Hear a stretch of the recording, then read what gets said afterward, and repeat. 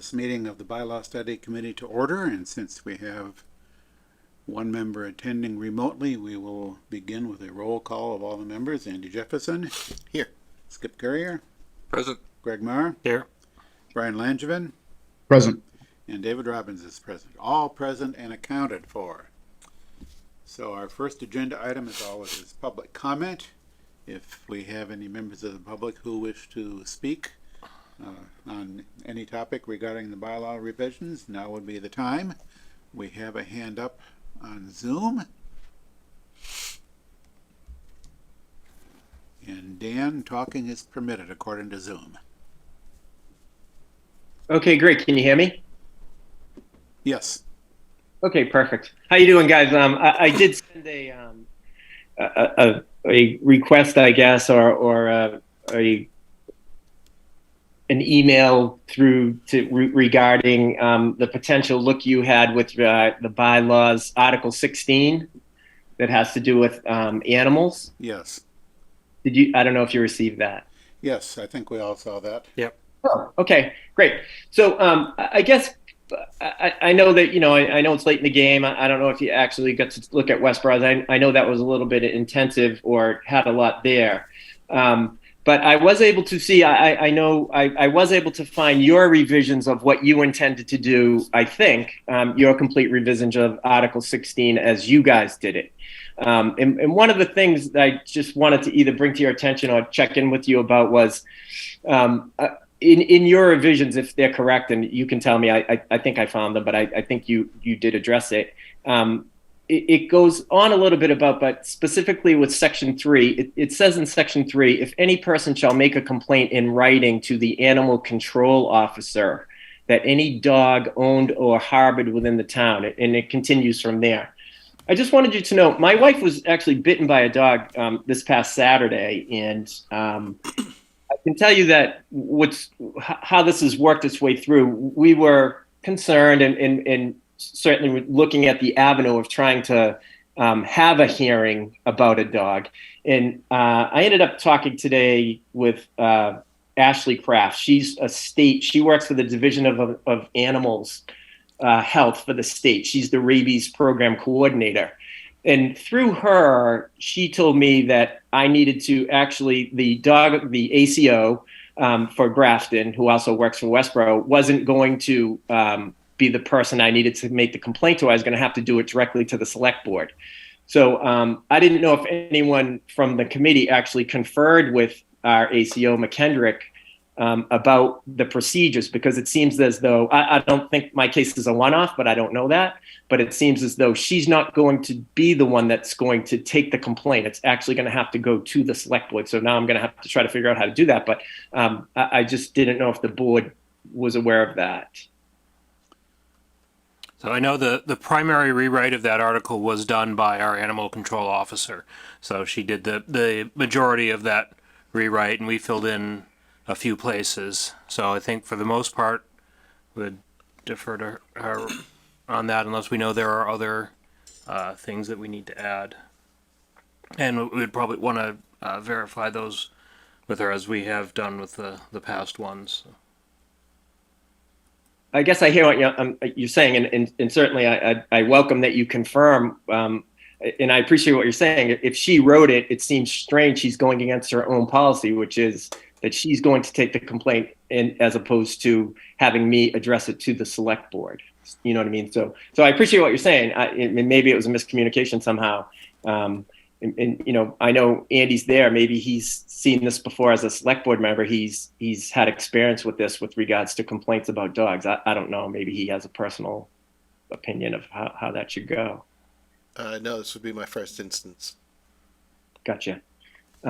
Yeah. So I'm just putting it out there. I can tell you as an anecdotal story, I see that it's in there, but so from my perspective, as I look at it, so now I'm like, okay, I'm supposed to be following the Grafton bylaw that says contact the dog officer, but that's not really, it's really not in practice. That's not what I've been told I need to do.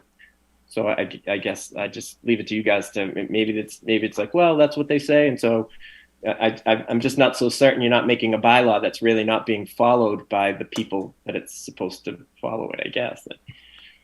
So looking at the section 3, the animal control officer, after investigating the complaint, will submit the written report to the select board.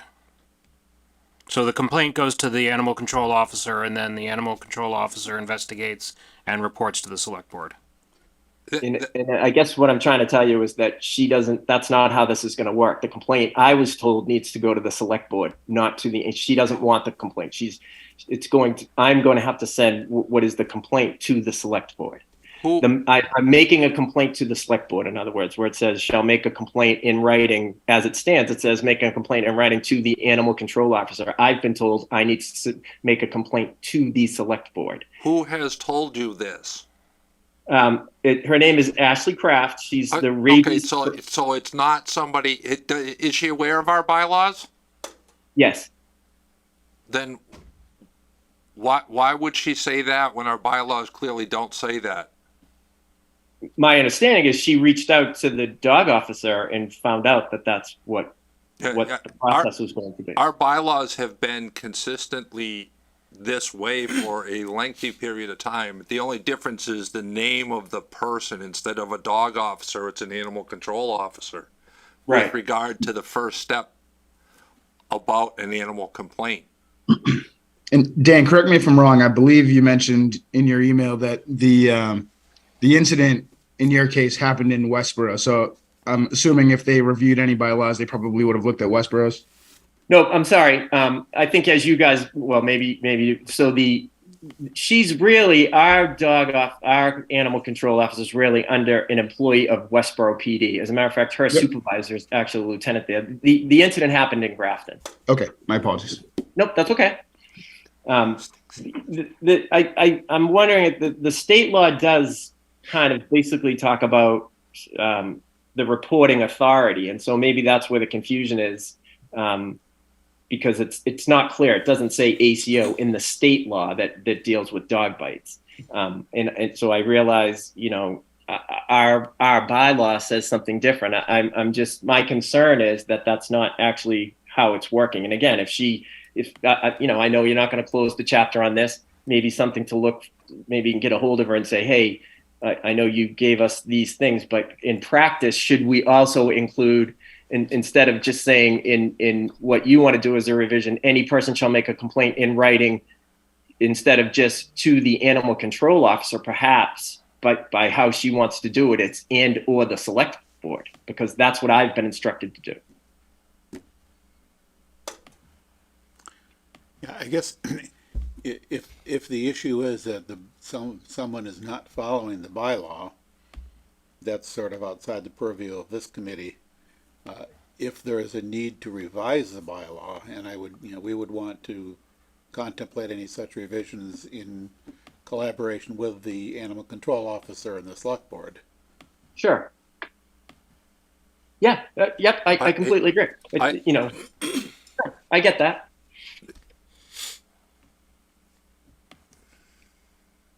Thank you. I'm just trying to bring it to your attention. This is how it's going for me personally. And my wife. Just looking at it, so has council looked at 16? I don't see it on my list No, of stuff. council has not yet reviewed 16. Okay. We could raise that question with town council. Yeah, I think it's odd because I have watched a number of complaints that generally go through our animal control dog officer in the past for a report back to the select board. And then the select board has a hearing about what they want to do with the dog as the authority that does something. Yeah, and it would seem to me just kind of intuitively that the appropriate procedure would be to begin with the animal control officer. Right. And I don't disagree. I'm just telling you that's not how it's been. so if you through were the state. right, right. That's So just Dan, not how if you it's- were informed differently, that's an issue with how the bylaws are being followed. And Yeah, generally yeah. speaking, people should be following the bylaws. Right. Okay. Okay. Again, thank you guys. I just want to let you know that's how this was going, and I didn't know whether you'd just maybe amend your change to include the select board as the first point of contact for the complaint. But I don't want to take up any more time. I know you're busy, but thank you. I just wanted to let you know that's my Just personal. ask her that, Dave, when you send it along. It just seems like okay. Do you have to notify the select board first for the select board to act and send a letter off to the animal control officer and just sit around and twiddle your thumbs and wait for that to happen? That seems Or- unlikely. That was Right. the intent. Yeah. Right. At most, the town administrator. But Yeah, to get it off and get the ball rolling. Yeah. Because the select board only meets every 2 weeks. Yeah, and and it helps that I know further down in your thing you're going to extend it not to be 14 days. So that thing it's now going to be 30. So I think that helps. I know, and I don't know if you have it there, but so the Mass General Law, Chapter 140, Section 157, it says any person may file a complaint in writing to the hearing authority. You know what I mean? And so I'm wondering if whether the hearing authority, it would make sense that I could do it either or. The hearing authority, though, from Mass General Law would seem to indicate the hearing authority would be the select board. So I'm wondering if the ACO is deferring to, although you said she wrote it, so I'm a little bit confused myself, but Mass General Law says any person may file a complaint in writing to the hearing authority, right? So she's not really the hearing authority. She is the dog officer, I guess. So maybe that's kind of the glitch, but I'm not positive. When I send this off to council for review, I'll ask the question. Okay. Thanks a lot, guys. Appreciate it. I mean, in the meantime, bylaw aside, I would certainly suggest you follow up with the dog officer, if not the town Send it to administrator both. for the issue itself. Yeah.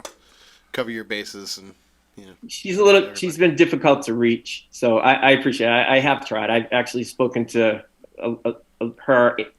We did speak initially. Okay. Then it turned into like and actually to get a report, I need to file a request, like a FOIA request through the town of Westboro. So we did get a report, but outside of that, and the guy who owns the dog has been very good. He's waiting for a report too, and it's just maybe she's very busy right now. I appreciate that. I don't know the circumstance, but she's just difficult to reach. So, Okay. But sorry I to can hear certainly that, try again. certainly, at least it sounds like some good is coming out of it, where the other party's being cooperative. So Yeah, absolutely. Yep, Yeah. that's been the most positive thing, no doubt about it. awesome. So thanks. All righty, thank you. Right. Any other public comment? Hearing none, we'll move on to the next agenda item, which is to review the action item list and look at the remaining open action items and decide on a resolution for them. I've got the the action item list. I think, Brian, this is the action item list that was distributed, I think, right after our last meeting on the 27th. Yeah, that'd be the latest and greatest. Okay, so just running down from top to bottom on this list, we've got the first one, which is meet with town council to discuss what belongs in the charter, what belongs in bylaws, duplication and conflict, list of appointments. I think that we've largely resolved that. Yeah, the only real thing left there, Dave, is what are we doing with Appendix A? In that Yeah, mess. So that's all that's left there. So that's not too much that. yeah, and we've got Appendix A under under review and under Right. other other items. The next action item, next open action item is to consider a definitions section And a lot of that comment, Skip, has to do with the gender-specific language, which we've Did- been dealing with individually in the Right, articles. the gender was, and then the things like the town officer concept and trying to get everybody, you could look at town officer and say, well, it's the people that are listed as town officers in the town report. Yeah, I think And who actually determines who's listed as a town officer there? Because yeah, I think I remember going through some of Mass General laws, looking to see if the general laws had any useful definitions or an implication that there is a commonly understood group. meaning for that term. And I think my conclusion was that the sort of the dictionary definition of officer is a fairly loose definition. Yeah. I couldn't quote it off the top of my head. Right. I at least when I looked at it, I reached the conclusion in my own mind that the term is sufficiently clear based on the context in which it is used. And I don't think, in everything that we've done, I haven't run across anything really that strikes me as being calling out for an explicit definition section. Right. Yeah, and it's just so. And the last thing was the posting notices concept, Yeah. and whether we use that. If we did do a definition section, when you say posting someplace in the bylaws, posting means in each precinct, blah blah blah blah blah, or wherever you want to put it. And the general topic of posting notices in local newspapers and all of that, although we may have some language tweaks to do, I did add a section to Article 1 to basically say right.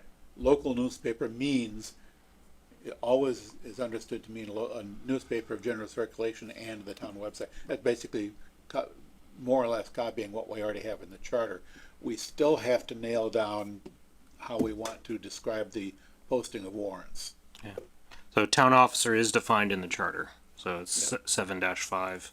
So we can Yeah, you refer to just leave those. You can leave- The leave first the- two things everyone. are done.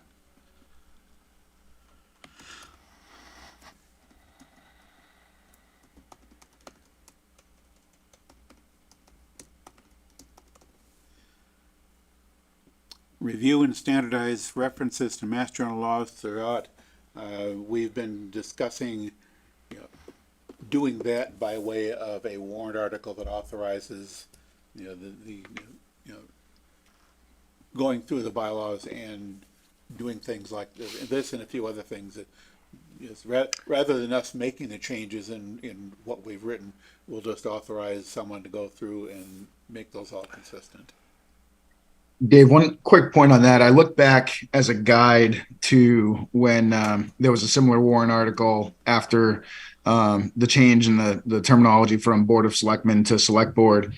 And the wording in that town meeting warrant item referenced, gives the authority to the town clerk to replace instances of the words Board of Selectmen wherever they should appear with Select Board as shown on the revised copy of the general bylaws on file in the town clerk's office. So I think if we followed that as a guide, we may need to prepare a revised draft at some point that includes all of those changes in markup. I don't know if that's a question worth putting in front of town council in terms of how best to approach something like that. Well, we did that with the charter, right? Didn't we right. put something in the charter that authorizes the town clerk to make those changes? Yeah, I'll have to check. There's some aspect of that. Do you remember when that was, Brian? That was the October 21st, 2019 town meeting. Okay. Yeah, we have in Article 1 of the bylaws, we have a section that authorizes the town clerk to renumber articles and sections and subsections, paragraphs. That language applies specifically to numbering and not to other changes. Right, so, but this, all right, so this one here says it's standard references to mass general laws throughout the bylaws. So, what are we gonna use? MGLS, That, Mass General Law, Chapter CH, Section 236A. right, so- If we're just gonna do that, then we ought to just decide what we're gonna do and go through them and redo them. And in the blurb thing at the top, just say we're revising these to appear the same everywhere. This abbreviation to appear the same everywhere. yep, I think, I don't remember if I've kind of collected that in notes anywhere. But I've been, let's see.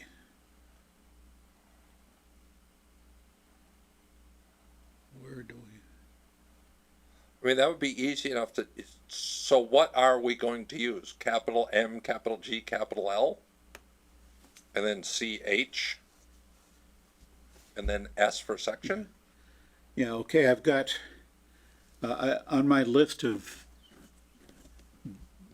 changes of this nature that we've not done in our individual articles, we've got Mass General Law references, we've got, right now we have some inconsistent spelling of bylaw, by-law, or bylaw is one word, or bylaw is two words.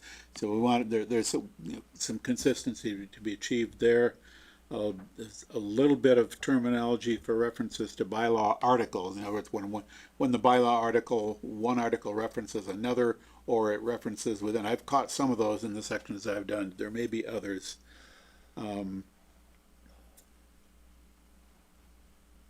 there may be a few that rather than us going through and editing every one of the bylaws, we can authorize the clerk to go through the bylaws.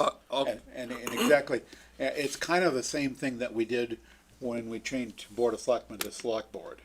Yeah. Is we authorized that change everywhere it appears in the bylaw.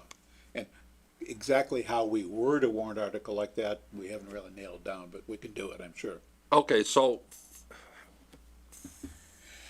for instance, what are we going to use for Mass General Laws?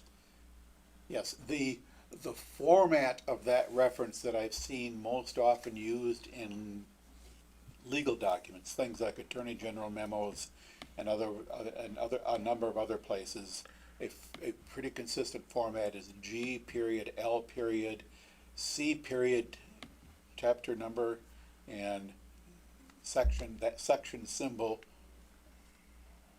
and the section number. So General Laws Chapter, Right, General Laws, GLC, Chapter X. and then that goofy Section looking Y. ass.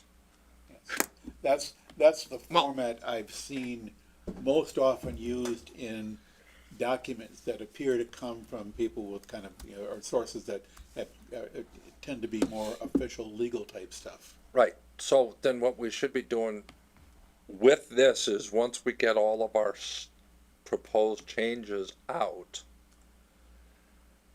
is just go through them and see where Mass General Laws appears and make those changes and then just add that to the little blurby thing we put at the Yeah, top. we could do that. So rather than a separate warrant article that says, go and make all these changes, we could. You just do it. In the blurb, you say, we've changed this so it's consistent throughout the bylaws. I think the counterpoint to that would be if one of our particular amendments fails, then we're no longer consistent if we haven't authorized the changing everywhere. I think that was part of why we discussed that those two particular things, those are non-controversial editorial type things that we can authorize easily. Well, yeah, it depends on how. Yeah, and that doing it that way would reduce the volume of changes that we're publishing in the warrant. Yes. Yeah. And I was relatively indifferent. I raised the question because I was thinking if we were going to need to prepare a version of the bylaws that incorporated the change throughout, like this example referenced in 2019, then I was thinking along the lines of Skip, where it's like, well, would it just be easier to do it throughout? but I think Greg just sold me. In the hopefully unlikely event that the proposed revisions are not accepted on an article, having a separate warrant article to authorize the change throughout is probably the safest bet. Either that or we just tell them at the meeting, if you don't adopt all this stuff, you're gonna mess it all up. So just take it and change it, Yeah. because this is better after we're done. And I think similarly, the next review and standardize references to periods specified with a number of days, business days, calendars, or working days. That's probably something that,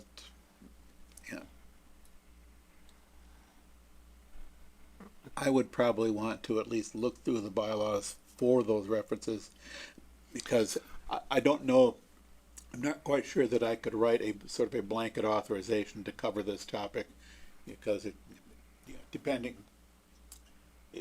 on how days are referencing, or what the purpose for referencing days is in the bylaws. So Yeah. that's something. Yeah, we'd that- have to kind of go back through. So the thing now, so this is in the summary of changes for the charter review that we did.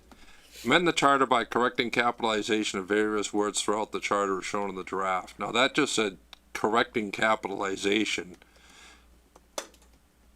I would think that we could, yeah, I suppose you're right, Greg. Although I can't picture any of this stuff that we're talking about not being accepted. I would hope so too, but Yeah. Yeah, like I say, part of my interest in doing some things by way of sort of a catch-all of warrant article is to reduce, we've got a pretty substantial volume of changes already to be published in the warrant. Yeah. And we have yet to discuss how we are going to publish those in the warrant, but it's going to make for a big warrant. Yeah. And, so if there are some things that we can just say, make these changes wherever they appear, and we don't have to go through and make each one of those changes explicit every time it appears, save us a little bit of work. And probably makes reading the warrant articles and the proposed changes a little bit easier. It can be interesting enough trying to read through them and see, like, where did you add a comma? Yeah. So anyway, that so that action item is, we'll resolve that by actually spotting those places where that change needs to be made for the days, business days, calendar days, or working days. Let's see. The next one is all about, this might even change now that they've considered changing this form of meeting to a more permanent replacement, as opposed to not being just a stopgap measure for COVID. Being Yeah. able to do these meetings. yes, right. So my reaction to this comment is, I've not run across anything in the bylaws that I could see needing changes right now, but in the future, there may be our great and general court may pass legislation that does have impacts on how we conduct meetings, and which may or may not have impacts on the bylaws, but it's something for us to be aware of in the future.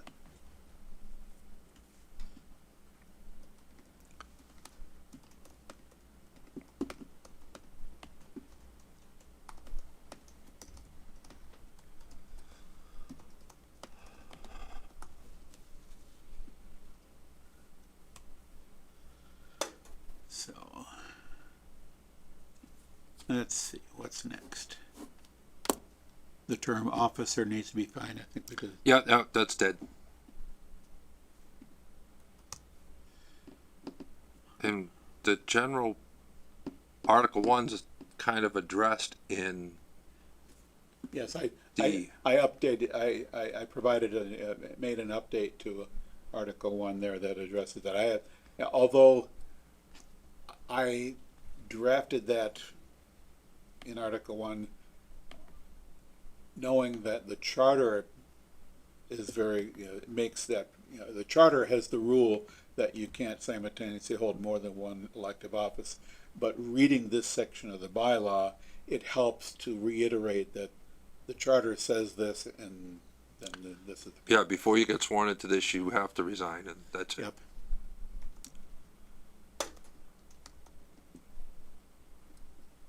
Yeah, so that one we've resolved in the new draft of Article 1.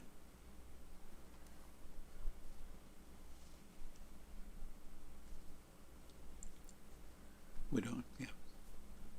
Draft approved for publication, that's sort of a there's no questions there. Town posting requirements to be clarified and defined, that's we've covered part of that, but not all of it. Do we have an update for that where we posting notices? So we only say in provision of these bylaws that requires now to be published in a local newspaper. The words local newspaper shall mean newspaper of general circulation in the town of Grafton, the town's website. So it doesn't have a general posting requirement here.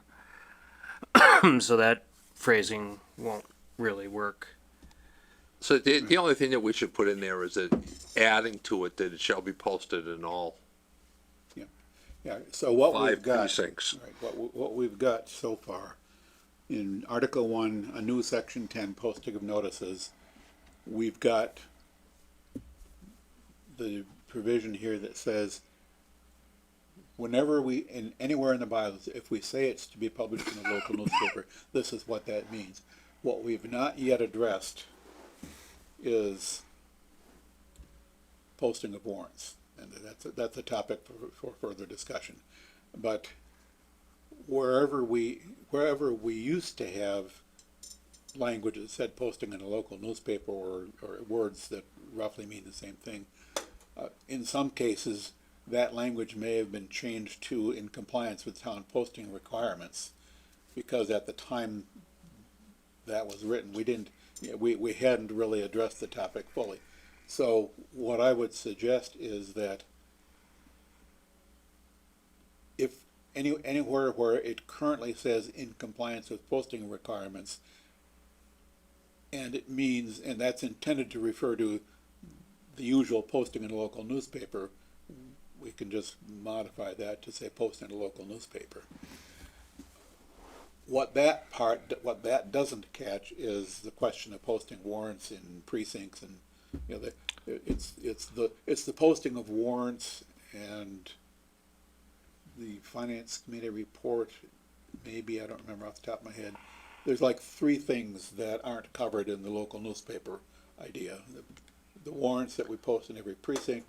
There's maybe it's a notice of adjourned town meeting or something that's posted in conspicuous places. There may be I'm not remembering off the top of my head the finance committee report or something like that. I remember 3 things. I should. We had also said we were looking to remove the words local newspaper, and so that it's more clear that when you're reading locally that it's not just the local newspaper, and that it's following the requirements, the general requirements that are listed elsewhere. So this would be kind of undoing part of that change and saying, well, we don't want to do that anymore. Yeah, well, this is why I did this Article 1, Section 10, where I basically defining local newspaper. The words local newspaper now mean a newspaper of general circulation in the town of Grafton and the town's website, and that's following the pattern of the charter. And so it should be understood that wherever it says local newspaper, it includes the website. But that's slightly more specific than kind of the abstract posting requirements. Mm-hmm. Because if say in Article 1 we have a section that says posting requirements, we have to then we have to say something, well, we have to be more wordy, because now we have to say, well, in the posting requirements, now we would have to say, these are all the things that get posted in the local newspaper and the website. So if we, Oh, and we already have a definition of local newspaper in the charter. Yes, and I'm basically using the same definition here in the bylaw. so if we want, so what?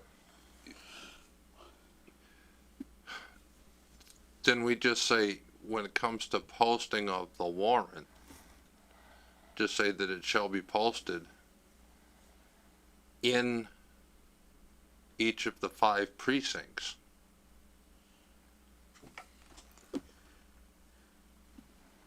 Which is pretty much what we say now. Right. Other than by virtue of our own bylaw, is there any other requirement for the warrant to be posted in each precinct? I think it's, when I looked at this, I don't think there's something that says that you I get just don't back see any value to it, and I think especially with without being able to specify in the bylaw where those places are, I don't think it helps the reader. I don't think it helps somebody trying to find the warrant. Whereas I think I had suggested in a prior meeting, referencing, posting it on the bulletin board in the municipal center or something explicit. It's 2023. I don't think, somebody's any less likely to be able to get to the municipal center as they would be able to get to any other place in each of the 5 precincts. And at least that way we explicitly tell people where it's going to be, as opposed to, hey, go find it. It's somewhere in your precinct, but I'm not going to tell you where. I don't think that the bylaws are meant to tell people where to go to find stuff. I think it's meant to dictate to the town what it shall do for the people. And if somebody wants to find a particular thing, you go to the town hall or the town's website to kind of find it. So if we put down each of the 5 precincts plus at the town hall or on the town's website. Yeah, I found my notes on this topic. General Laws, Chapter 39, Section 10, talks about posting of warrants. And what it says is, via the constables, the town is to give notice in the manner prescribed by bylaws, quote unquote. Right. So basically, general laws defers to the bylaws to specify how and where we post town meeting warrants. Right. So Dave, I'll tell you this, after having posted several town meetings, we post them where directed by the select board and town clerk, which is go to the post offices and put them there, and go to the Millbury Street School to cover whichever precinct that's in, and that's where we post them. I'm trying to think of where the 5th place was, but it escapes me now. But that's Probably covered by the municipal center. yeah. Right. In the bylaws, Article 2, Section 3, town meeting warrants are to be posted in some conspicuous place in each of the precincts. A notice of the town meeting is to be published in the local newspaper. And we're going to understand local newspaper. However we end up deciding to word it, we're going to understand local newspaper to include the website. Right. Article 2, Section 4, a notice of an adjourned town meeting is to be posted in at least one public place in each precinct. So Article 2 in 2 places is talking about posting in each of the precincts. Article 3, Section 3A, the Finance Committee report is to be printed with copies available at the office of the town clerk, at the public library, and at its branches. We already know that we can remove the branches language. Branches are gone. At the police station and at other places in the town for the convenience of the voters. Now, so the question for the open question for the bylaws is, do we want to tweak that in any way?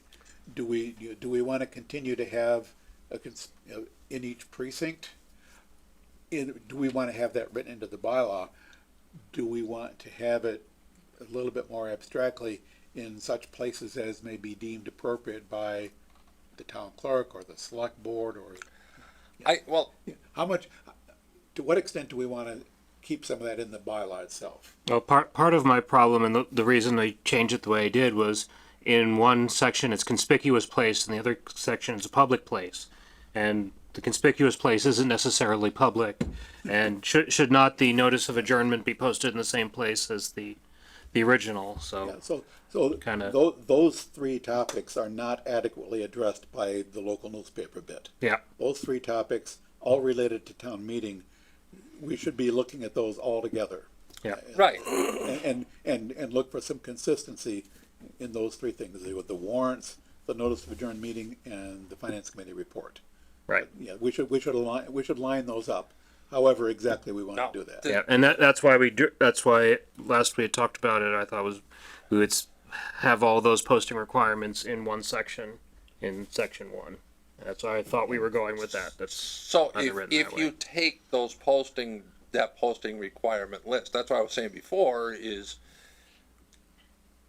warrant, adjourned meeting, and finance committee report posting, as opposed to the posting of notices that's encompassing everything else. Right, so there's basically two categories of notice that we're dealing with. Right. One is things like notices of public hearings, notices of publication of regulations, notices of town meetings as distinct from warrants. There's a variety of things that fall under the general category of notices that are presently required to be published in a local newspaper, where the bylaws use different words in different places to talk about the local newspaper. So we need those. That's one category of notices that, one way or another, we want to lump those together and distinguish it from the other category, which is the town meeting warrants and related notices. Right. So it's basically, however we do it, these two categories of notices that we want to make them consistent, use consistent terminology to refer to them, and make sure that wherever they're referenced in the bylaws, that it's understood which category of notice you're referring to.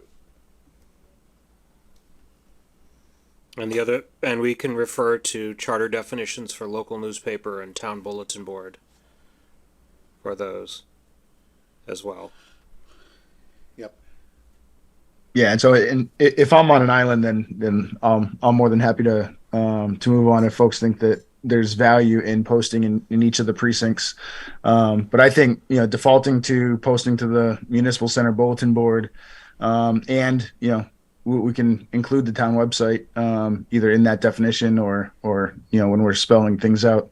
I think posting in the individual precincts is a bit anachronistic, and even if somebody can pick up the phone and call the town clerk to find out where those 5 places are, I still don't think it's necessarily any more convenient than telling them explicitly it's going to be in the municipal center and limiting it to that, and like I said, in the website.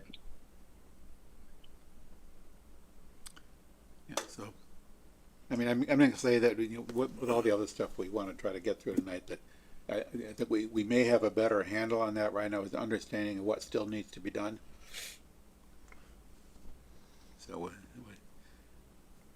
we do want to continue to work on that. So maybe it's just enough to say, add a section there. It says notices related to town meeting will be posted here. Yep.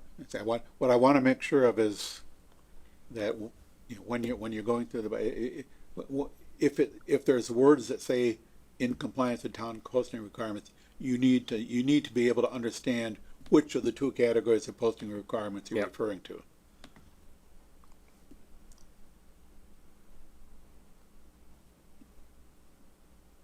Okay, Article 3,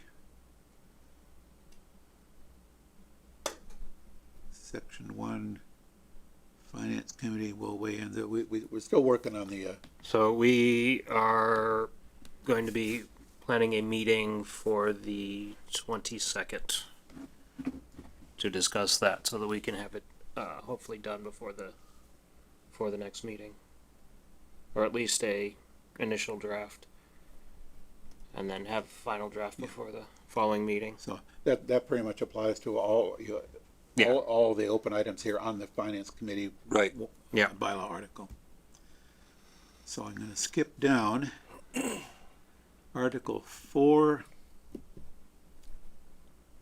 think we've.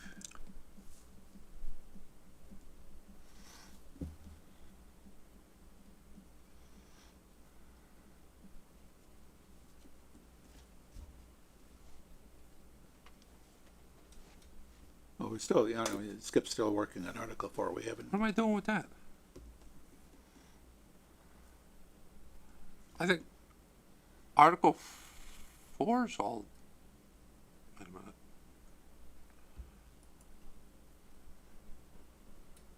Da-da-da-da-da-da-da. Where'd they all go?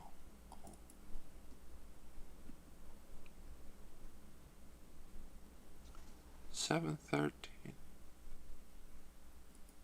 Didn't it?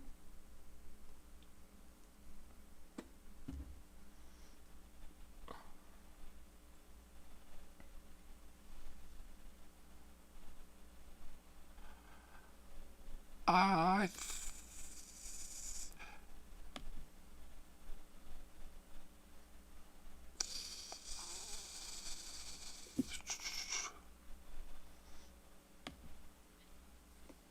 thought that I had set this in before. 'Cause We've done some work on Article 4 already. Yeah, we just haven't posted it. yeah, because I have it as like submitted for the last meeting for review to. Yeah, we have on my list of things to discuss under remaining bylaw revisions. There are a few details on Article 4 that we had left up in the air. So I would, as far as the action item list is concerned, I would say, we know that Article 4 is partly done. But there's still a few open items, some of which are, on a couple of these things. Matt had a question, can the town seal be changed and who has the authority? I don't know that we answer that in bylaw. You know what? All right, so going back to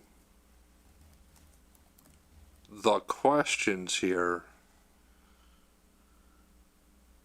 We had so we had talked about a bunch of this stuff, and I think, Yeah. We had talked about the written contracts. What's funny is,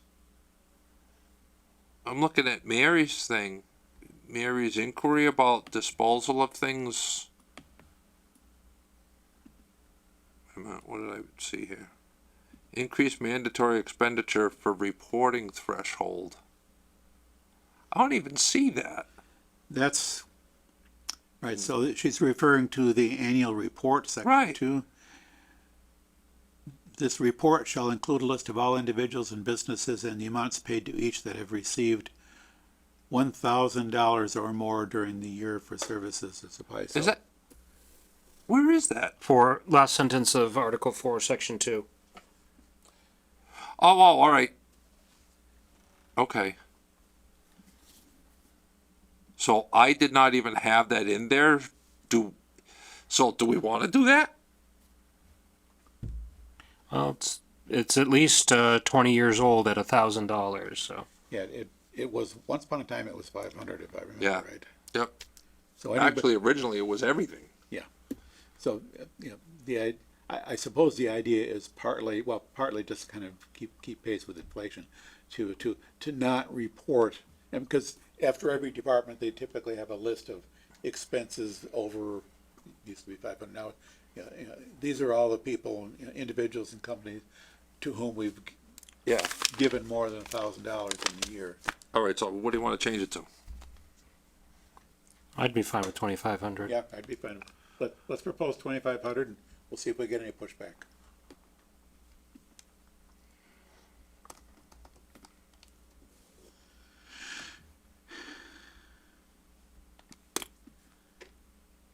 So, All right. So, it's funny. All right. Material.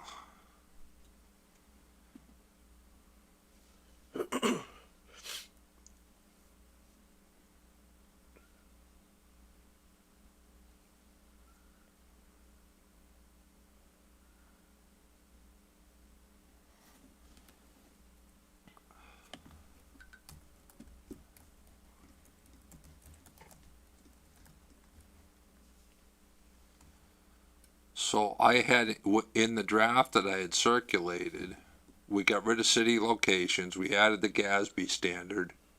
I'll change it to $2,500.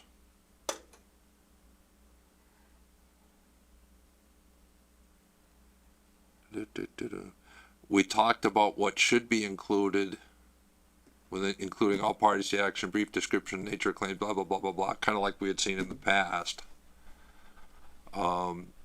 Got rid of the town notification of town clerk office hours and put deleted,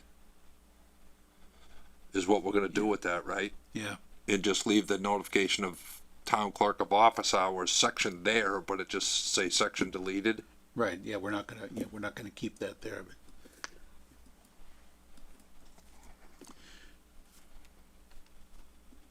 So on the action item list here regarding annual reports require estimates of coming fiscal year needs, are we even printing town reports anymore? We are Yes. printing. Yes, yeah, we are. We don't necessarily, in the town report, we don't really print what the budget requests are, kinda.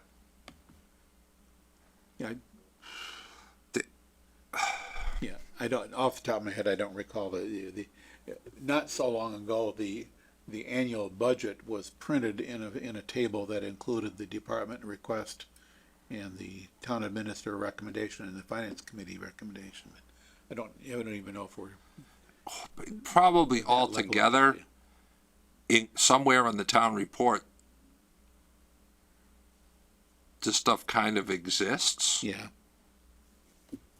but not specifically.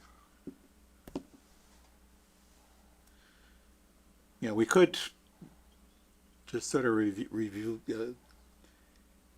compare that language in that particular section of Article 4, compare that with what we actually see in town reports. Maybe kind of rewrite it or something. Adjust it if necessary. Yeah. For the most part, I would say it should reflect the reality of what we do in town reports, unless there's something there that we believe should be in the town report and it is not. And the one item of that nature is the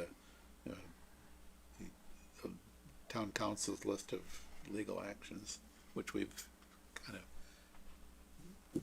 It's kind of gone by the wayside, whatever you want to call it. Well, we're basically resurrecting that. Evan is going to work with Virginia to resurrect that. The other item that I had in there was the low end stuff that I think you were going to talk to Evan about. So right now, Andy's going to, this will jog his memory, but I was saying, for example, I scrapped a whole bunch of metal that was down at the place and the whole $12.83. In theory, that should have come to Evan to get rid of. Maybe not, considering our situation, but if somebody else wanted to do that. Yeah, I talked with Evan about that. Now that, basically sections, there's a couple of sections in here in Article 4, which I had on my list to talk about later on, but we can deal with it. We can talk about it at least briefly now. And that is on section 9, on the disposal of property, where the bylaw currently says the select board has to approve it. Yeah. And if it's anything below 25,000, if it's more than 25,000, it needs town meeting approval.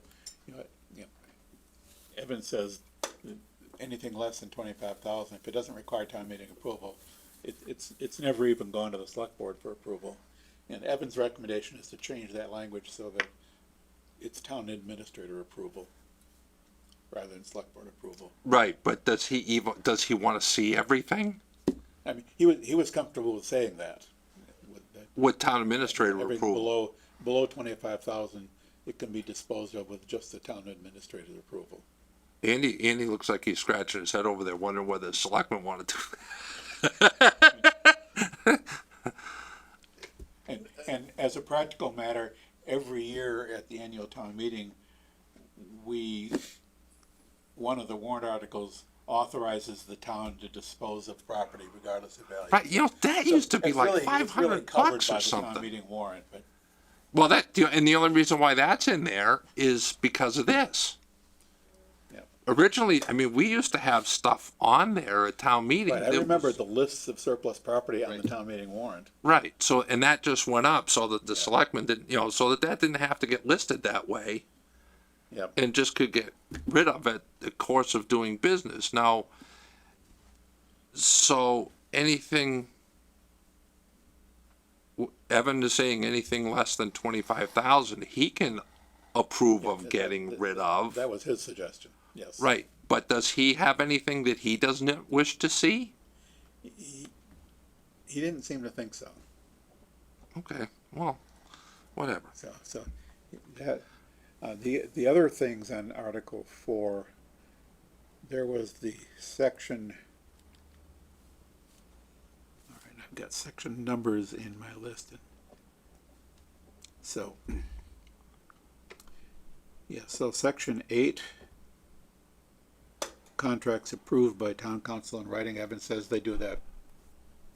So section 8 is good as is. It's consistent with current practice. Section 7 basically says we're going to go by chapter 30B, which kind of goes without saying. Yeah, it's like you could get rid of that. Yeah, you could delete it and it wouldn't have any effect. Right. But it's there. There's no reason to change it. Section 6 on written contracts. Evan told me that he and Ginny are going to work out some better language for that. Yeah, and the only reason I ask is, what are you going to consider a contract? Right. Yeah, I think I get the sense that that's probably pretty well understood. That there are, I've looked at, I talked this over with Evan. I had looked at several other towns' bylaws, and none of them have anything quite like this. Some of them have a provision that says contracts over a certain dollar amount, and that varies. That I'd seen. Contracts over a certain dollar amount are to be in writing and approved by the department or board or whoever is responsible for the contract. So these other towns don't require everything to be signed, every contract to be school committee or select board. They do have a threshold, a dollar amount. And then Where- perhaps that's in recognition of that, like, Yeah. So I think Evan said, like I said, Evan's going to work this out with Ginny, but that's the kind of thing that he thought would make sense. What we've seen in some other town bylaws, it's a dollar amount. If it's anything under that dollar amount, this doesn't apply. If it is, it's kind of similar to this, but it sort of narrows the scope of it to contracts that are a fair amount of money, and it requires them to be signed by basically whoever is in charge of the contract. Yeah. So we're gonna get language for that from the Evan. all right, so I'll pop the other things in there and park this one, waiting for the final, whatever they want to put in it. Okay. So that we're mostly, and so that's basically, I think everything with Article Article 4. 4. And we did take care of some of that, like the section 11 about the appointments. We've got Yep. we've got language for that. Yep. Do we want to get rid of that random heavy equipment pool title? I think think I hadn't I? Okay. I don't have the revision up in front of me. Oh, okay. Oh, all right. I'm sorry. I was just going through the list. right. Yeah. There's no reason to retain that title since there's nothing it would apply to. Yeah, there's no section number to account for that. Yeah, it's deleted by town meeting. It just right now it says heavy equipment pool deleted town meeting. Why they felt they needed to retain that title is beyond me. Probably something with how that was voted. Yeah. Whatever. Yeah, I think we can comfortably delete that. So, going back to the action item list, Article 5, Select Board. Expect the Select Board to be dealing with this next week. Tuesday. Yep. Treasurer collector, we're all set. Yep.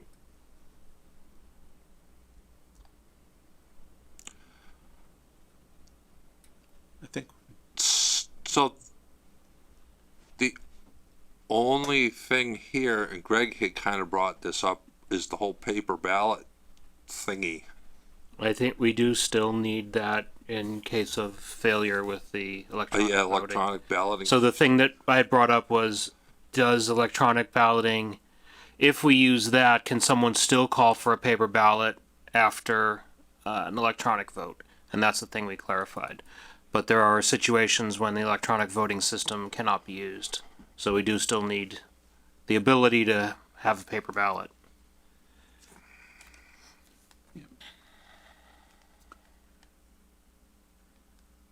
yep, so that, on the action item list, that Oh. has been answered. Let's see, still provided, we do. Yeah, so we need to make that correction there. So, oh, that's January 23rd, May 25th. The clerk. What do I have in the clerk? For entering the office hours ballot, the town clerk shall furnish perforated yes or no ballots unless one of the use of the direction of moderators provided. You shall avoid regular voting list. So that's going to remain the same. Yeah, except the section number is wrong. It's supposed to be 16. Oh, okay. All right.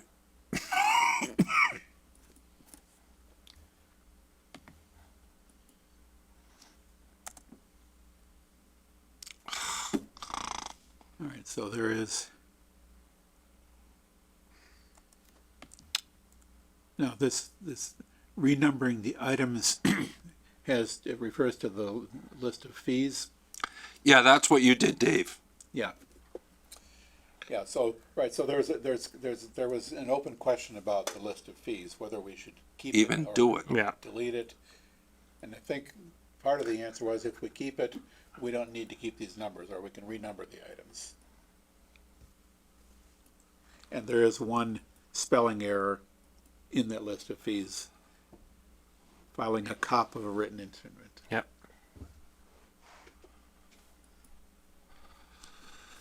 I wonder if these are like Mass General Law references.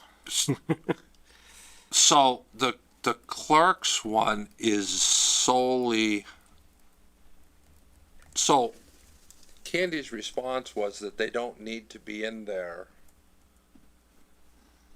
And then I kind of went back and said, well, do you want them in there?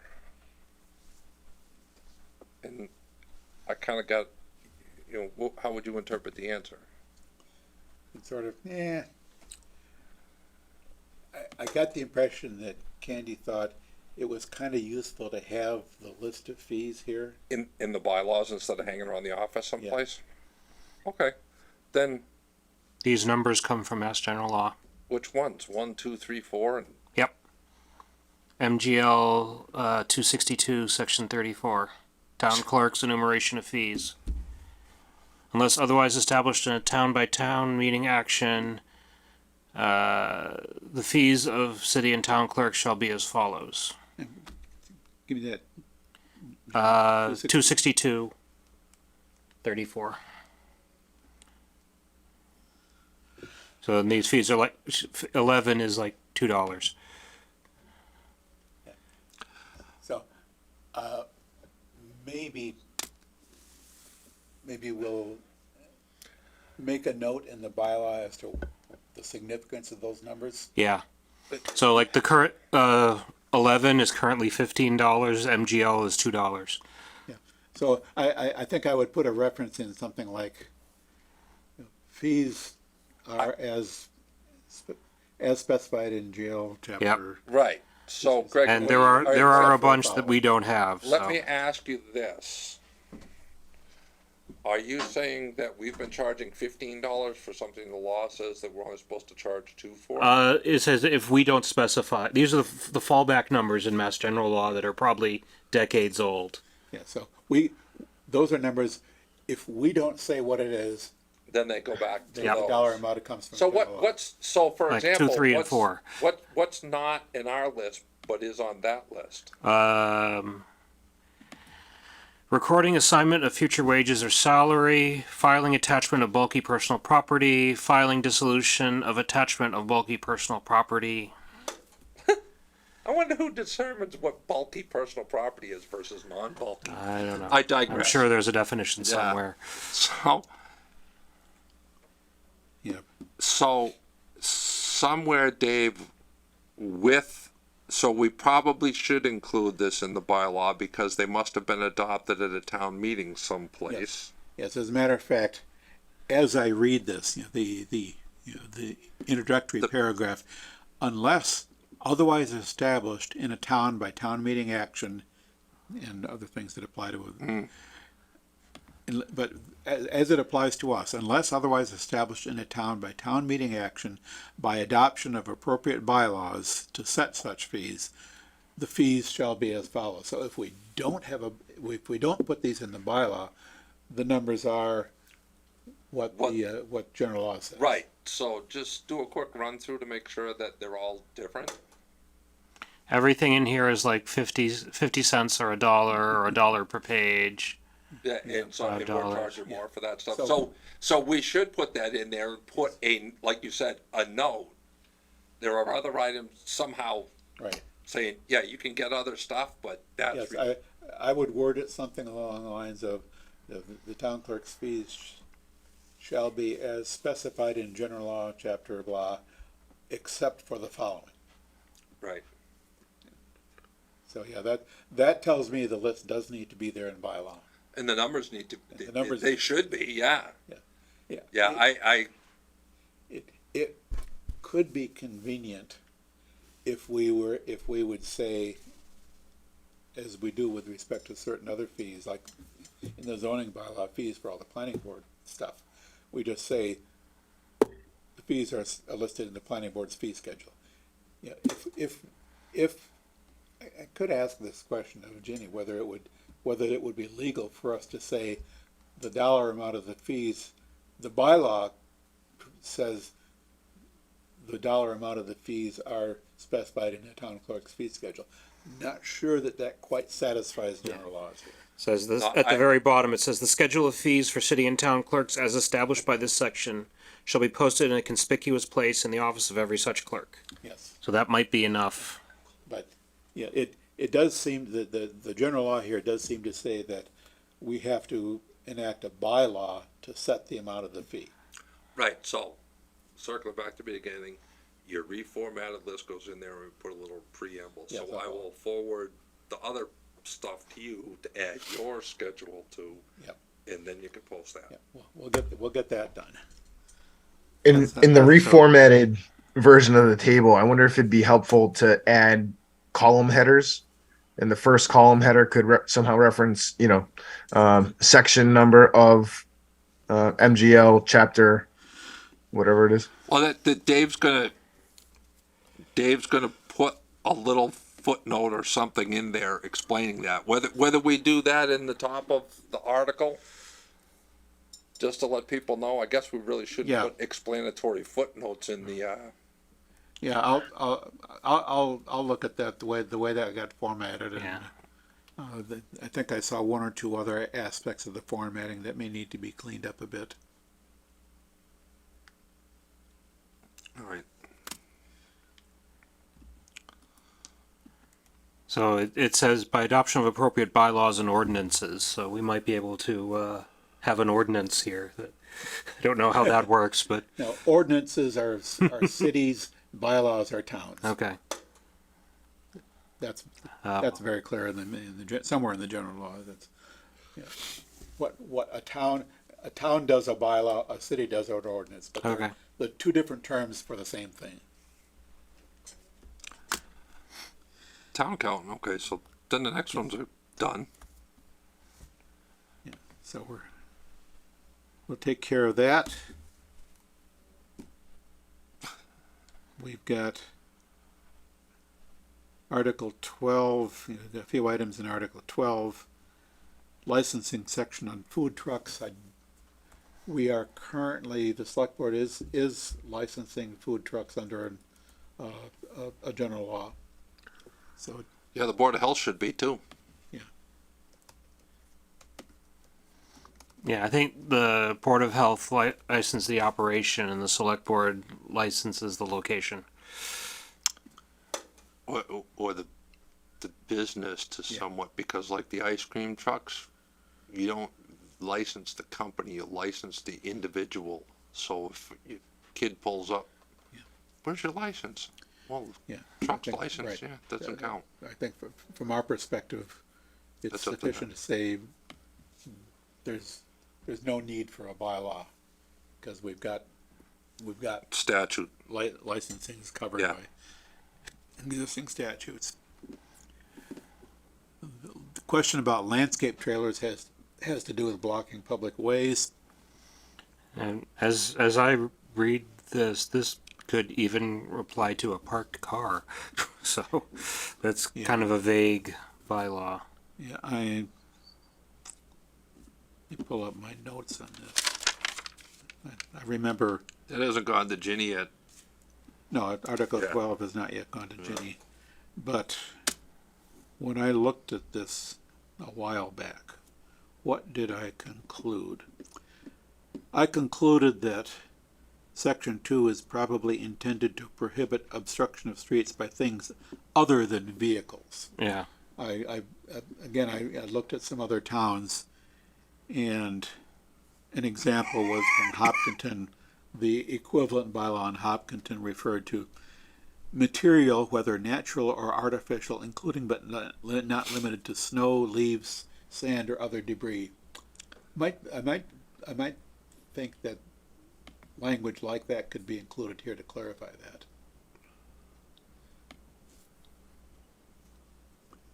Not sure why I didn't propose that.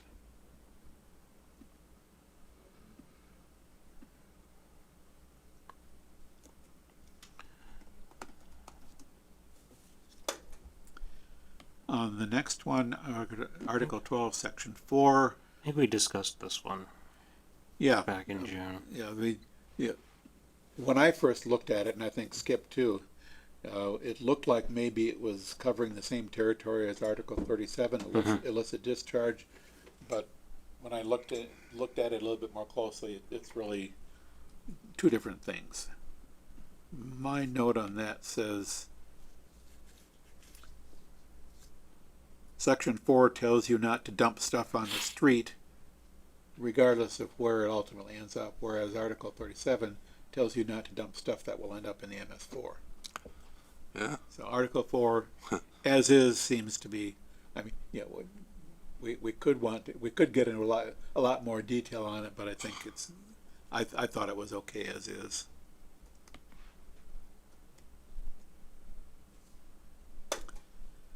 There was a question on Article 12, Section 9. What did I think about that?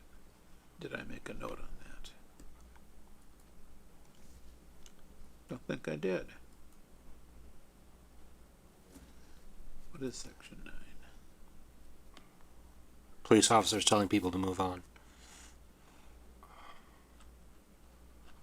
Yeah, that's I don't know what a traffic control agent refers to. the non-police officers now directing traffic at construction sites, etc.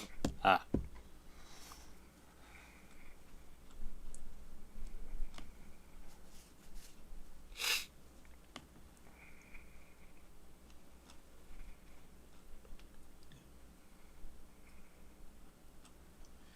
Yeah, Section 9 here kind of reads to me more like, it's not so much related to construction activities where you traditionally have a police officer directing traffic, but you may have a non-police flag person there. This seems to be directed more towards police coming out to deal with a disturbance or of some kind. So I think there we can probably say we're okay as is. Otherwise known as disorderly. Oh, I was just going to say, otherwise known as disorderly conduct by standing and obstructing the private way. Blah blah blah blah blah. And then what? Oh, Yes. All right. So what did I say? My comment on section 11A on grazing on public ways, my comment was that it seems kind of anachronistic, but But we do still have animals in town. Yep. yep. So no action is needed on that. Let's see, we had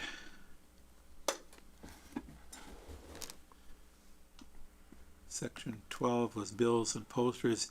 Yeah, the question we had on that was really focused on the common. And my recommendation to Anne Marie was that that is best dealt with as a select board policy on the use of the common.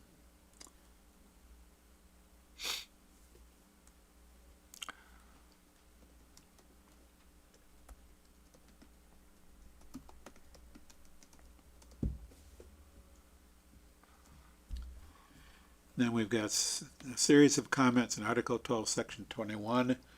Skip over Section 21 because we're still waiting for the Accessibility Advisory Commission to weigh in on that. Moving on to Section 26, public consumption of marijuana. Oh, there was one note that we identified the parking spaces, the 21-1. There are our bylaws do actually require slightly more than the state minimums at this point. I think particularly more than 25 but not more than 40 is 2, and above that is 3, but the state cutoff point for 3 is 50. So it might be something to, if we do remove that for the state requirements, we might want to make sure that we're not decreasing the requirements. Right. So that's something to keep an eye on, depending, and we'll see what they come back with as recommendation for this. I lost my place. Be Showing our 21 116. 2. 26. Yeah. Yeah. And Matt's comment was marijuana usage and penalties needs to be updated or stricken. I think after looking at that, I don't think I saw. I think prohibition on public consumption of marijuana is still valid, similar to our prohibition on alcohol consumption in public property. Yeah.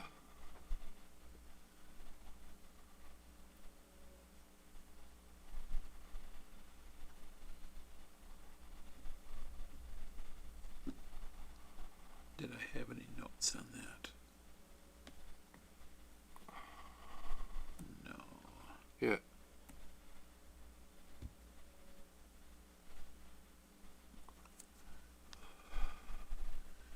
Yeah, so and I think the penalties we have for that, when we were talking about penalties, I don't think we saw a need to change. Oh,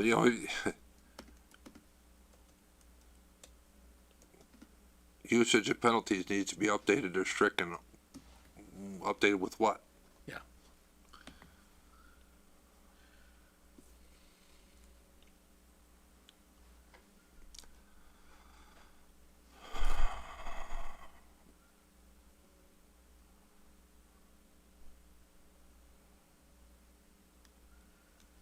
So yeah, then this, Well, we published that Article 12. We published anyways. yeah, we did publish a version of Article 12, knowing that at least one section is going to be further changed eventually. And the action item list here notes that we're still waiting for the Accessibility Advisory Committee to get back to us. That's no change there. Article 13 on earth removal. I think we resolved these when we were looking at the first two anyways. Non-criminal disposition, still, we could add that as well. Yes, we had, that's on my list of things to make sure we get taken care of, because Yep. we did decide on non-criminal disposition. We just have to write it in to the bylaw. Yeah, so we can close 2B and 2C, but leave 7B open.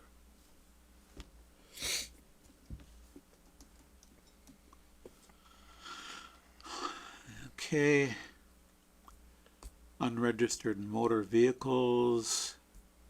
Brian has updated that with non-criminal disposition, if I remember right.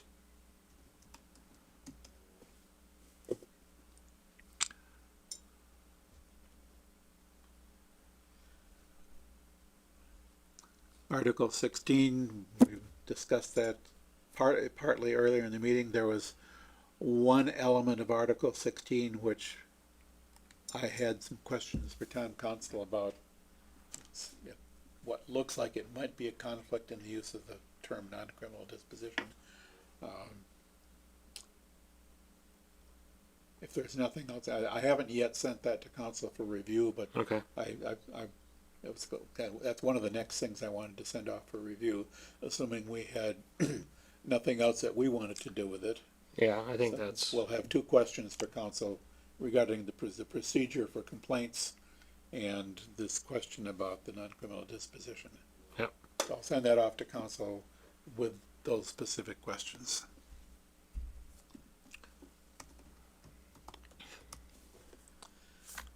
Let's see. House numbering. House numbering this time.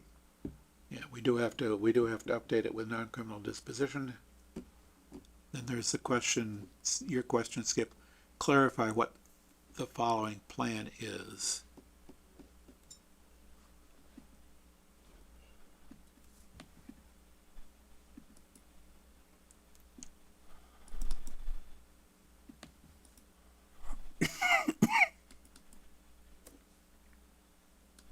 Yeah, that's the first sentence. All lots, buildings, and structures in the town shall be numbered by the principal assessor in accordance with the following Oh, plan. right. And yeah, it's a little bit unclear what the words "following plan" refers to. Right. yeah, I think that's this, that could be, it could replace, you could remove in accordance with the following plan and the principal assessor shall use and just replace that with using. Yeah, if that's what it's supposed to be. Yeah, in You know- fact, it would read to me all right if the words "in accordance with the following plan" were eliminated. The principal assessor, numbered by the principal assessor. Using the Assessor shall use- assessor's map, zoning map, bylaws, and Because I think that's probably what the following plan is intended to refer to. Yeah, But some people like to write laws with lots of extra words.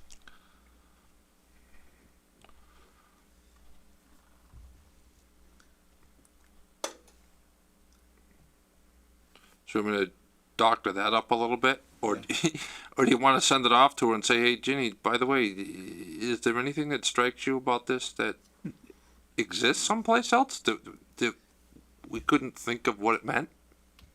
Yeah, my recommendation would be delete the phrase "in accordance with the following plan." yep. Because That'd be good. The words after that basically spell out what the assessor is supposed to use and do. And then we wanted to add non-criminal disposition to this.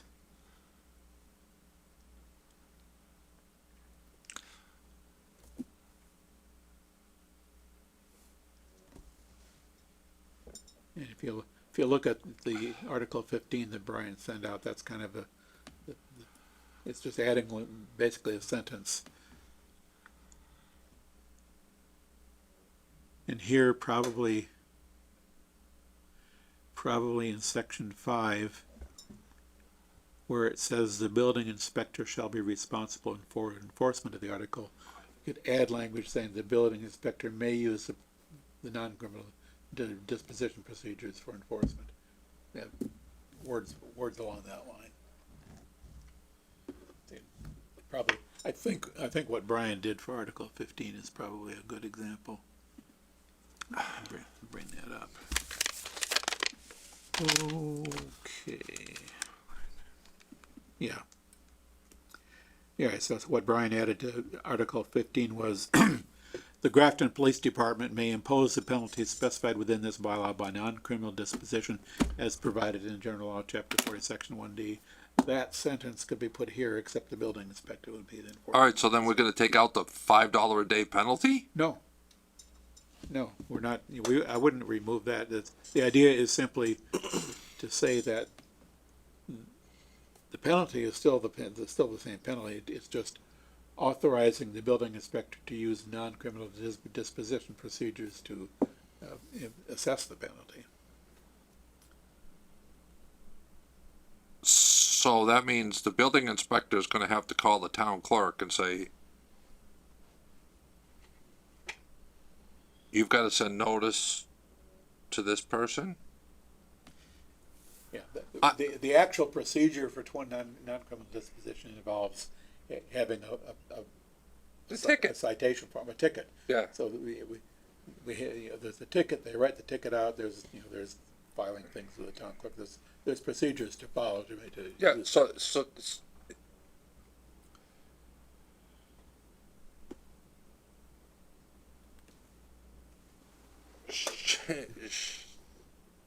putting it in the bylaw authorizes the building inspector to do that, but it doesn't require them to do that. We say they may enforce. So it just says that, we'll make it possible, but we don't require it. okay, so if the building inspector's not gonna do it, then who does it? The town clerk? Nobody. Who does it is whoever we say in the bylaw is authorized to write the ticket. And because what's already here basically says the building inspector is responsible for enforcement, by adding non-criminal disposition, we're saying that if the building inspector wants to enforce it, writing Okay. a ticket is an alternative. If we are otherwise prepared to write tickets for this, writing a ticket is an alternative to going to court. Okay. So do we want to change section 4 from town clerk to building inspector?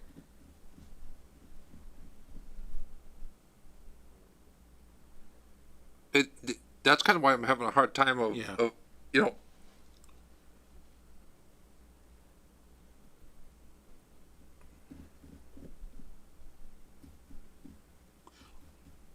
Or do you want to leave it alone? We don't need to add non-criminal disposition. When we went over a couple of meetings back, we went over what we wanted to do with non-criminal. We thought this might be a candidate for that. yeah, right, so here you send a letter to them and say it's $5 a day because you haven't put your thing up. The end result is when anybody does any permitting for any place for a house that has no number, they're not gonna get their thing signed off on in the end until the house has a number on it.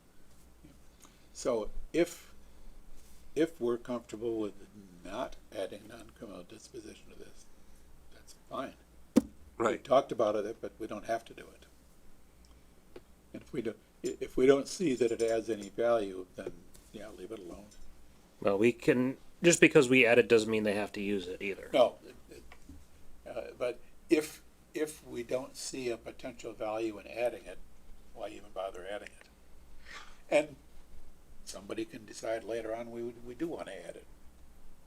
Right. We're not the last So word. on this isn't gonna change somebody from going out and going back to the town clerk saying you don't have a number there, and the town clerk's gonna send a letter to them saying, put the letter on or it's a $5 a day fine.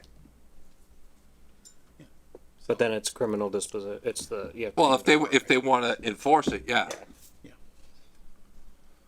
But, and that doesn't make it any different. I still think the big stick here is not giving somebody a permit. Yeah. for But their is house. that authorized somewhere else?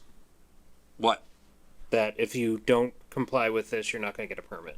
No town department may issue a certificate of compliance / completion with any permit for work at a given address without first verifying that the house, building, or structure is numbered in compliance with this bylaw.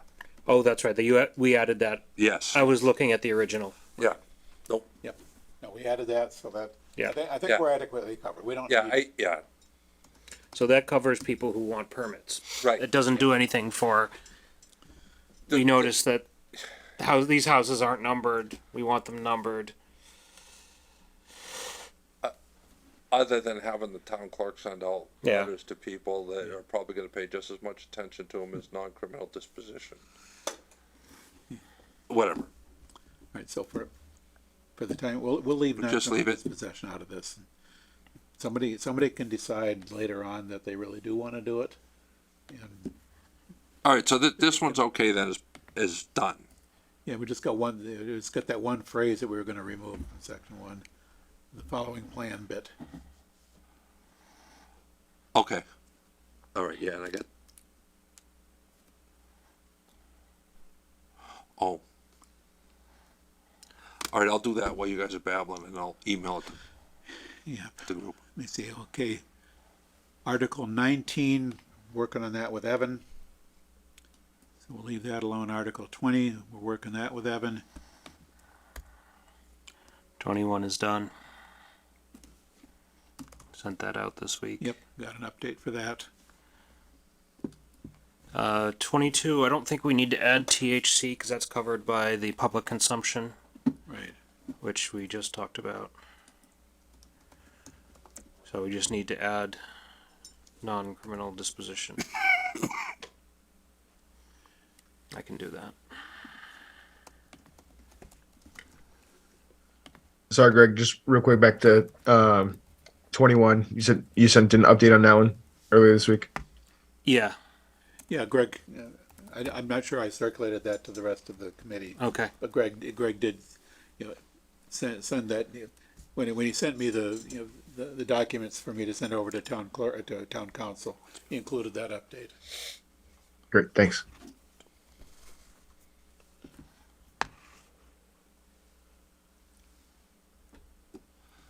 All right, so just to be very clear on this house numbering, it will read, all lots, building structures in town should be numbered by the principal assessor using the assessor's maps, zoning map, bylaws, zoning blah, blah, blah, blah, blah, blah. So I took out 1, 2, 3, 4, 5, 6, 7, 8, 9, 10, 11 words and replaced them with 1. Yep. Okay. And didn't change the meaning a bit. Yeah. Perhaps even made it a little clearer. Yes. Right now, if I could only figure out how to auto save. So I guess if I close that, that means it saved it. Okay. Article 23, revisions relate to formatting. Is there anything we need to do on that?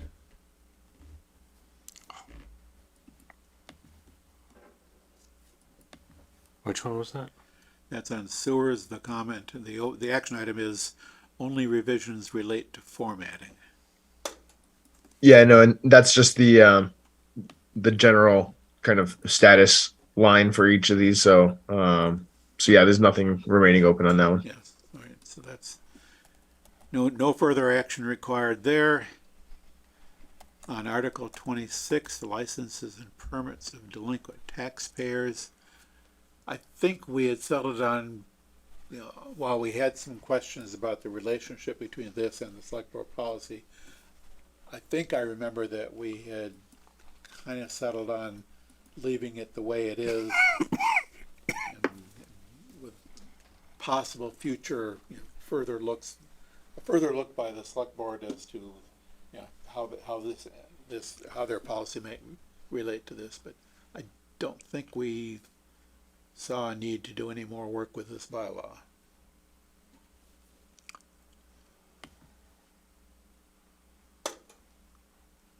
And in fact, Brian's comment here,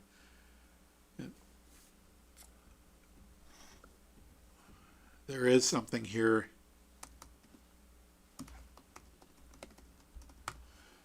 an item to be mentioned in the committee's report, where one component of our report will be some recommendations for further actions or further study that might be needed. Mm-hmm. So did we were gonna talk to Evan about this one, about the revocation of existing permits as opposed to just the things that, was that just gonna be in the report, or were we actually gonna talk to Evan about that?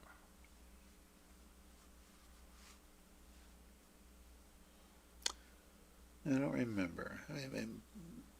What I do remember is that, yeah, we had some things that could be explored further, but nothing immediate.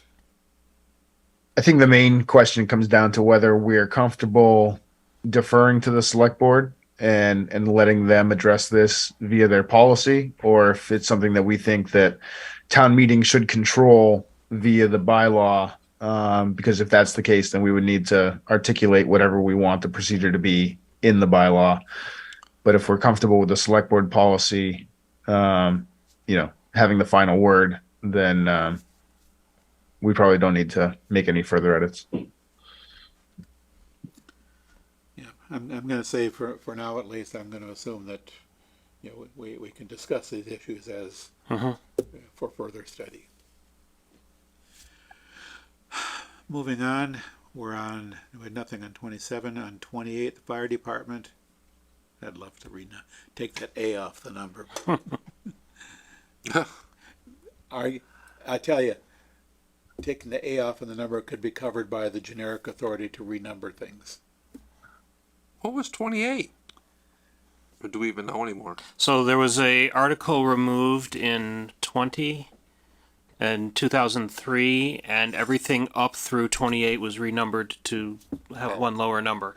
So 28A, so 28 was regulations relative to biomedical research, which is now 27.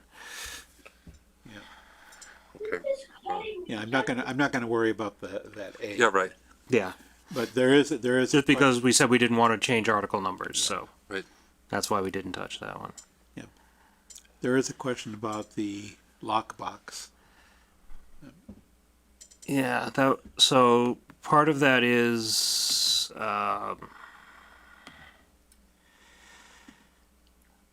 type and location lockbox shall be approved by the fire department, and has to have the other stuff in there. I'm not sure that we need to go into that much detail as to the phrasing about how the box is described, but if we feel that might be better, I can. I think that the key holding box is kind of make people think of a particular type of box rather than just a box of sufficient size. Yeah, I'm fine either way. I don't have a strong preference. I think my only thought was that a key holding box, at least what first comes to mind for me, likely wouldn't be something big enough to hold a lot of that other documentation. But obviously, if we're requiring it to contain those other items, then it should be implied that it needs to be big enough to do that. And it's going to be provided by the fire department, or at least the fire department is going to tell them what to buy, because it needs to be one that they will have access to. Yep. So, Yeah, you can't just go buy a lockbox. You can't. Yeah. right. So the assumption here will be that the language in the bylaw is adequate, and the details It worked out. of the box will be whatever meets the fire department's requirements. Right. We don't need to spell those requirements out in the bylaw and then to that level of detail. So we'll be good with that. No open items really until you get down to the Affordable Housing Trust bylaw, the question about filing a change of residence of the town clerk.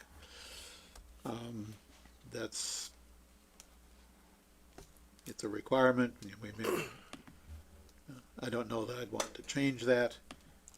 It may relate a little bit to the unique nature of the Affordable Housing Trust as a legal entity of its own, with certain requirements that may exist with respect to trust law.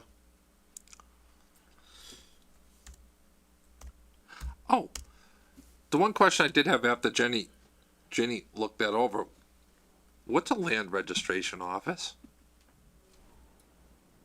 I know I picked up on it because it says something about, you have to file notice of like deeds and stuff like that, or restrictions, with the registry of deeds, and then it says after, like, comma, or land registration office.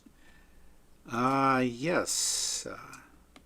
What, is that something I, like, just never heard of before, or is that Yeah, just something it's- boilerplate that's in there that,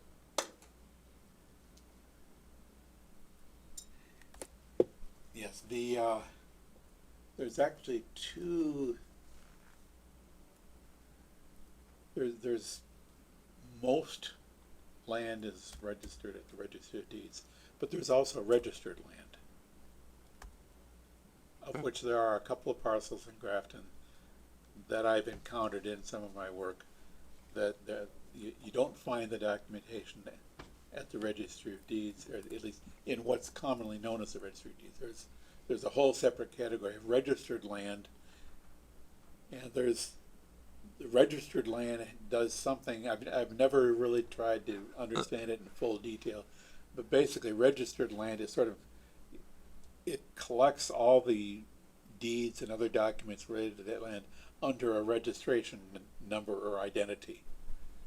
So it's, as I recall, it's supposed to be a streamlined alternative to the registry of deeds, where to find out everything about a property, a more traditional search of the registry of deeds can get really involved and really complicated, as you know, Skip, having done a lot of searching Yeah. of the registry. And the idea of registered land is to simplify and streamline that, if I'm remembering correctly. okay, I was just wondering if it Yeah. was some thing, okay, so now I'll have to go home and look it up if the pages aren't still on, just to be, Yep. When you go to the registry's website, it'll be there somewhere. Yeah, there are several things in Mass General Law about the Registry of Deeds or Land Registration Office. yep. But yeah, among your search options, or search criteria, you've got a whole bunch of things under recorded land. Then you've got another similar set of searches under registered land. Almost everything I've ever had to look up has been under recorded land, but I have run across a couple of cases of relating to the inventory of open space, or related to the subdivisions and related things from the planning board perspective, that I've encountered a couple of cases of registered land.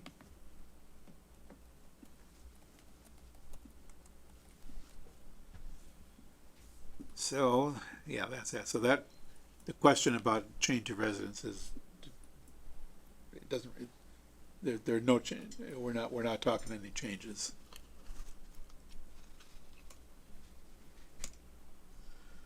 Alrighty.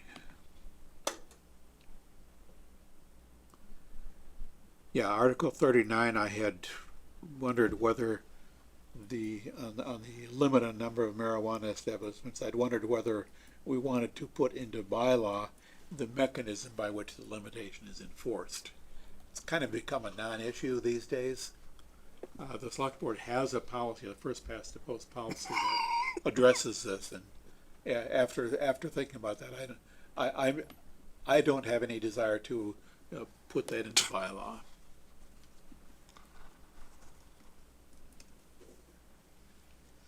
So as far as I'm concerned, my question is answered. Don't want to do that. And then we get to Appendix A, which it's not technically part of the bylaw.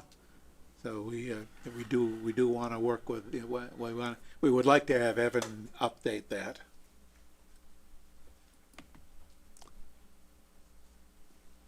Yeah, it is sadly out of date.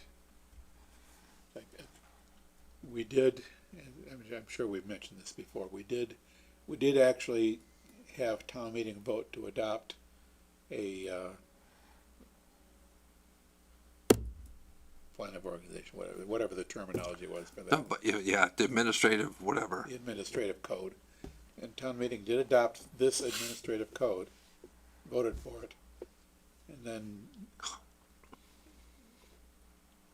never, not once since then, with any changes to the administrative organization that may have been made, town meeting has never voted a new administrative code or an updated administrative code.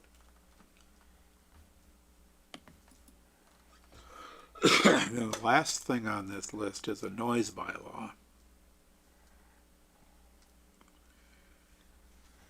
I think we touched on this a time or two before, that Yeah, it was discussed at the last meeting that, at this stage of Let our someone else. process, we do not feel that we have the resources and time to take this. This will go on, or I think we previously said, we'll include this in our recommendations of things to follow up on. Yeah. That it deserves a more focused effort. yeah, standalone process, I think, for that. So I think that's it as far as the action item list. You guys taking notes as we were going through, just had one item I wanted to confirm because we might have gone either glossed over it or gone quickly. Article 22, the use of Silver Lake. We had an open item to consider non-criminal disposition. That's still on the table. That's going to come in the future. Yep. Yeah, I have a note to add that. Great. All right. I think I caught everything else, so I can circulate an updated list of the action items shortly after the call. Good. And so I think that completes that agenda. The next agenda item was discussion of bylaw revisions remaining to completed. We've touched on a number of those already as we've gone through the action items. I know this it's sort of, let's see. Where did I put that?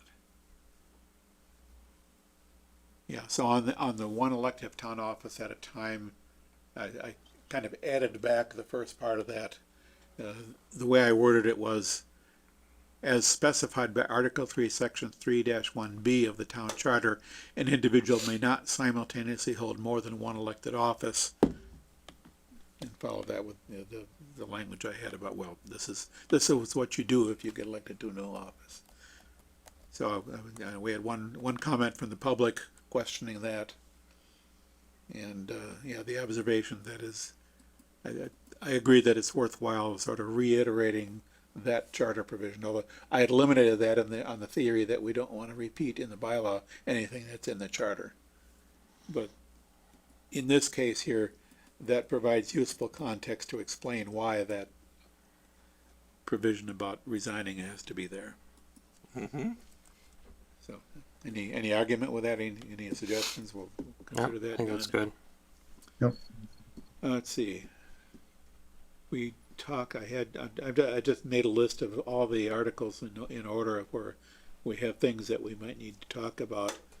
Article 2, town meeting. I think we've kind of talked about posting requirements. I don't know if we've totally nailed that down yet. Do we want to, given what we've already discussed with respect to posting requirements, do we want to plan on coming back to the next meeting and? Yeah, I'd like to take a shot at that and, Yeah. and Good. Article 3, that's the FinCom. You've got a FinCom meeting coming up to deal with that. Yep. I think there was the two topics there: the makeup of the selection committee and the posting requirements. Mhm. On the selection committee, I know at least I remember hearing a suggestion that where now the town clerk is listed there, that could be expanded to town clerk or designee. yeah,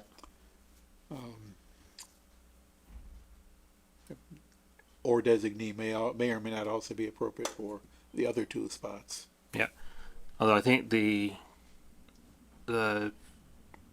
town administrator can already explicitly is already explicitly given the power to designate, but Yeah, I mean, there was an issue on the last round of appointments that Sue had talked to Candy about Sue representing Candy, and they ended up with a determination from town council that the language of the charter at the time, possibly charter and bylaw at the time, didn't allow that. So the town administrator may authorize any subordinate officer or employee to exercise any power or perform any function or duty which is assigned to the office of town administrator, provided, however, that all acts performed under any such delegation shall at all times be deemed to be the acts of the town administrator from the charter. So the charter says they can delegate, but it wouldn't hurt to have that in there if we're putting it in for one. Yeah, I mean, right. What did Sue want to do? A new job? Yeah, well, Sue thought that if Candy didn't have time to participate in the process for selecting new, appointing town finance committee members, Sue had offered to do that on Candy's behalf. Mm.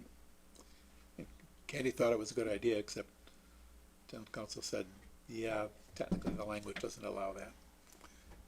But yeah, and that's just, that was a suggestion. Yeah. No. But, the FinCom will take that up and decide how they want to update the Article 3. Article 4, we basically talked about all the things that things I had discussed with Evan, so we don't need to repeat that. Article 5, we're waiting for the select board to tell us what they're gonna do about the bound book and anything else, but that's the only issue I saw in there. Yep. The fee schedule I had on my list, we've nailed that. Article 12, we're still waiting accessibility advisory. Article 13, earth removal, we've talked about that, adding non-criminal disposition. Article 15, Brian sent us out a revision of that with non-criminal disposition. Article 16, we've got a couple of questions for council. Article 18 on non-criminal, we've resolved that. Article 19, 20, we'll start with. On Article 19, the betterments article, just to bring you guys up to date on my discussions with Evan. So it turns out that Article 19, prior to the year 2000, Article 19 was all about and only about repairs to private ways. Just private ways? Yeah. And it's basically followed the general law, which required the town to, by bylaw, to authorize the town to do repairs on private ways. Which, as we've discussed once upon a time, was largely gravel roads. But, yeah. So there's, but in May 2000, the highway superintendent at the time asked town meeting to add the section 2 on the acceptance procedures. And Evan, after reviewing all that,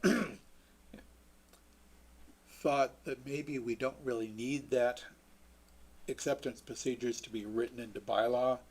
He's found, he looked at other towns, and there are other towns that the procedures for accepting public ways, accepting private ways as public ways, are handled by a select board policy or procedure. And there's, after discussing this with Evan and reviewing things of my own, I found, again, looking at other towns, no one else has a bylaw like this for the roadway acceptance procedure. It's all spelled out in state law. We've added some things in our procedures, but we could perfectly well do that outside the scope of a bylaw. So would it require we even accepted roads as public ways and stuff like that at town meetings?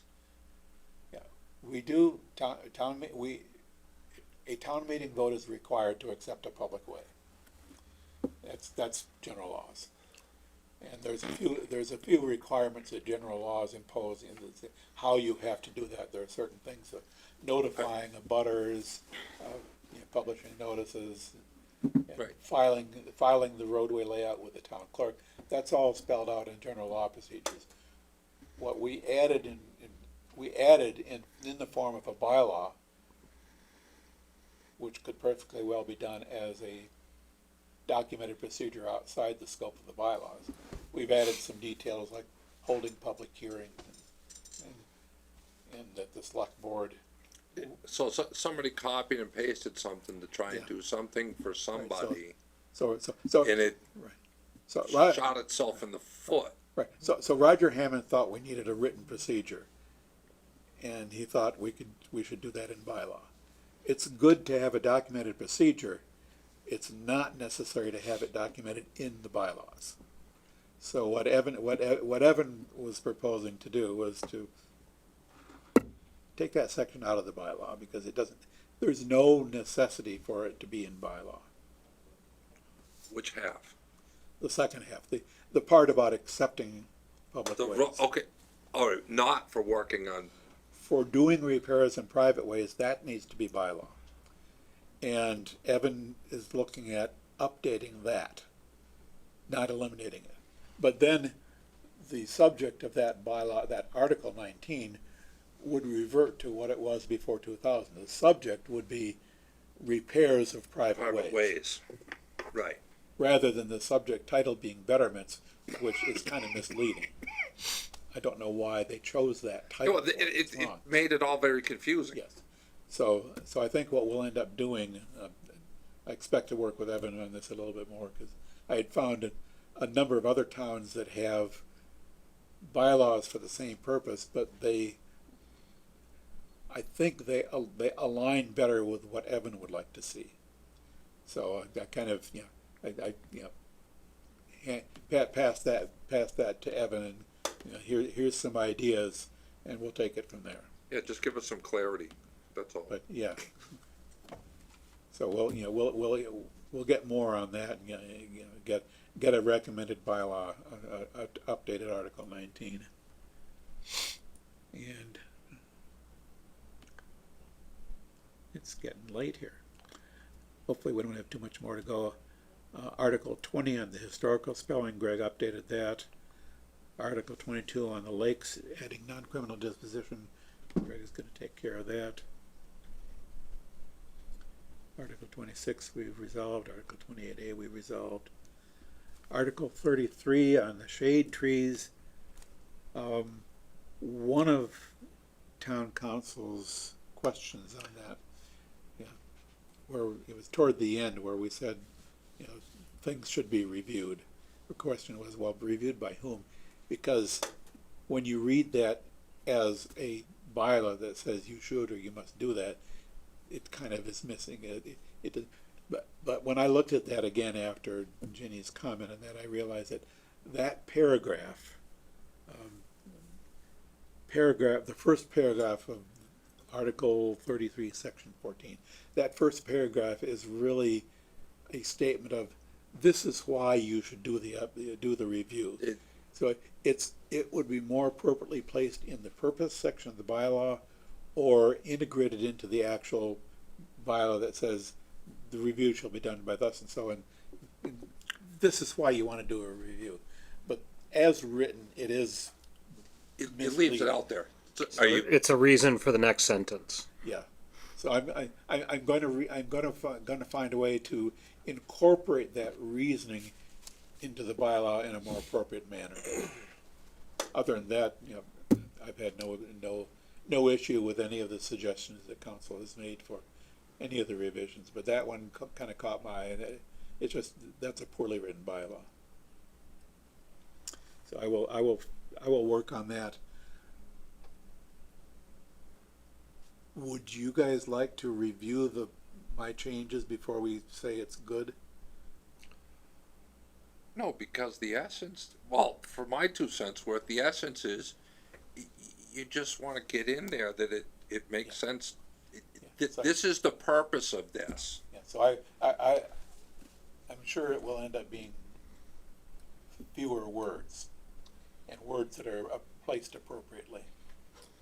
So other than that, just in general, if there's no objection to the changes that town council has recommended, I'll just take them as we accept them all up to this point, and I'll continue to send them out for review as we get them from council.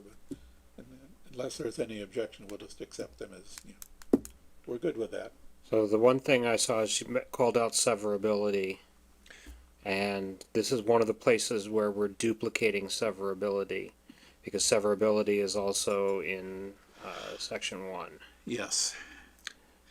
That's a topic that it's on my list of things to still kind of go through and look at, review severability, because Yeah. yes, we have in section 1 a blanket severability clause, And in quite a number of individual bylaw articles, we have severability clauses. They don't all read the same way. Yeah. I think there should just be one, and it should apply to everything, because otherwise we have to put it in every article, or it doesn't seem to apply. Wasn't she kind of implying that we should just put the severability clause in the longer articles? Yeah. I just when I looked at that, that's what I almost thought, and it should read the same. We shouldn't have separate severability clauses. Yeah. Yeah, so we might, I remember, and I'm not quite sure I remember what the outcome of the discussion. I remember having some discussion with Ginny about severability clauses, and I think, if I remember right, and I'll have to go back and see if I made any notes on it, but if I remember right, I think she did suggest that maybe a blanket severability clause would be the right way to go, which would mean deleting individual severability clauses because it's Yeah, shorten it up and just putting it back at the beginning. Yeah. I- I'd say clean up one in section 7 so it's not just SJC. So it refers to any court that has any jurisdiction.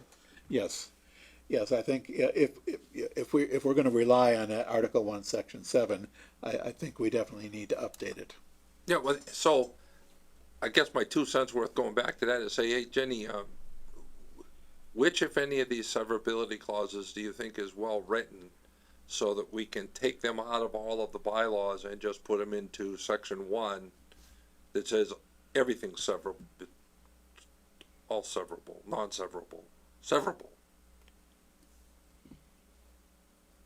Right? Yeah. So if I could sidetrack for 1 second, I just realized Article 1, Section 8 talked about a citizen elected or appointed to fill a vacancy in an elective town office, and the modification now just talks about election. We should also make sure it talks about Yes. appointment as well. Yeah, the modification is that an individual may not simultaneously hold more than one elected office. Right. But then the next section specifically talks about election to a different office and upon being elected. So that should be elected or appointed. You're right, there is a clarification that's worth making there. Right, because only the select board has to be a special election. Anything else, like school committee can be appointed.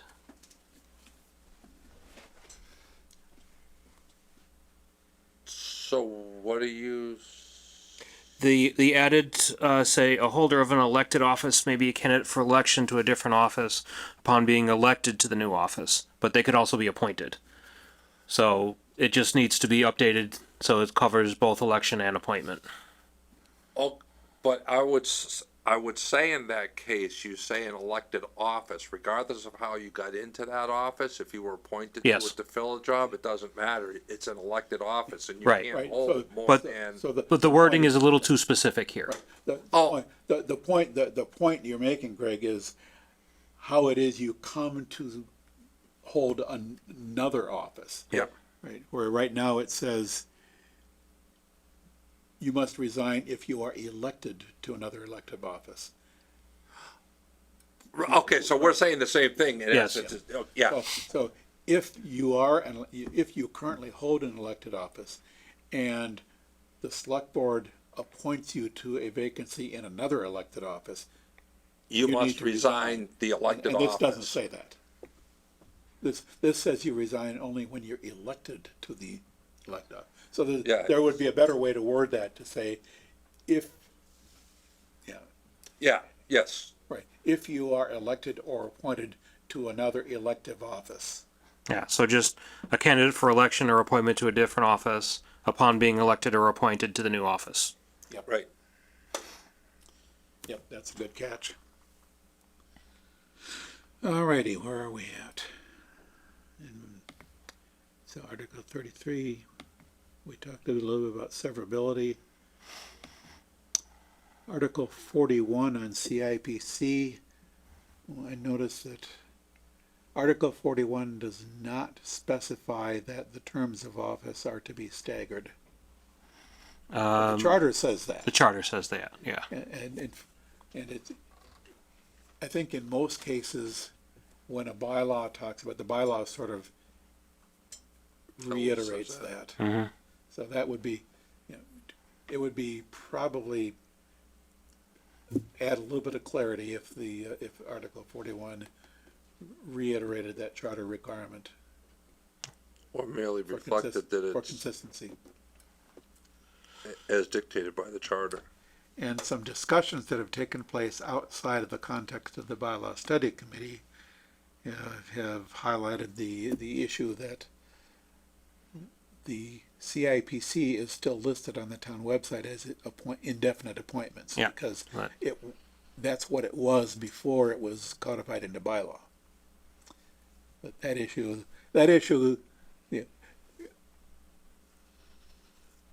bringing the CIPC into conformance with the bylaw will happen at some point. Yeah.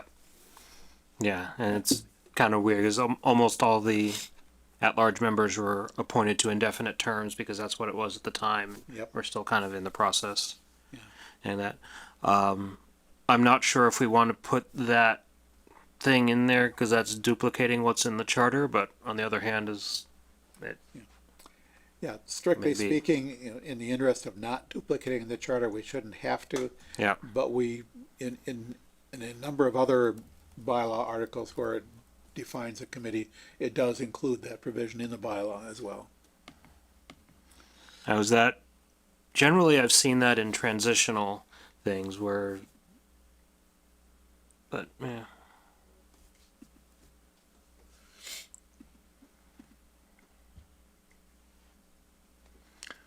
So we can say just what it says in the charter.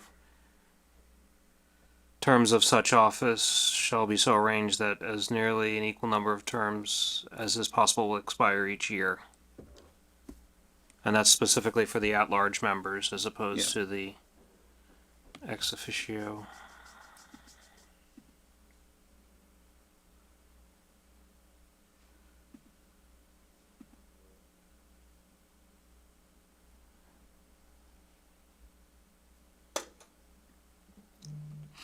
Yeah, just as an example. Let's see, well, that's.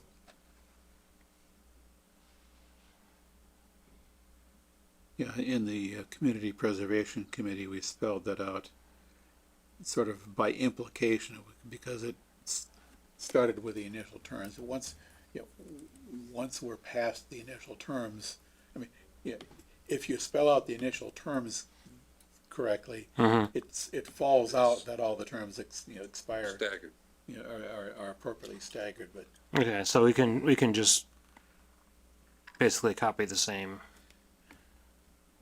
there. Okay.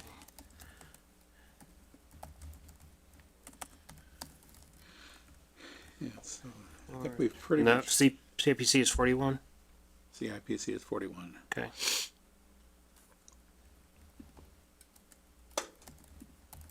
So I think we've pretty much covered all of the bylaw articles in terms of the action item list and other potential revisions or issues. I had on the agenda a discussion of possible charter amendments, and I had circulated a draft of proposed charter changes. All of that had come out of my review of elected and appointed offices and appointing authorities and terms and all that. And I ended up with a few recommended changes to update the charter in a couple of cases to match current state law, and in other cases to clarify,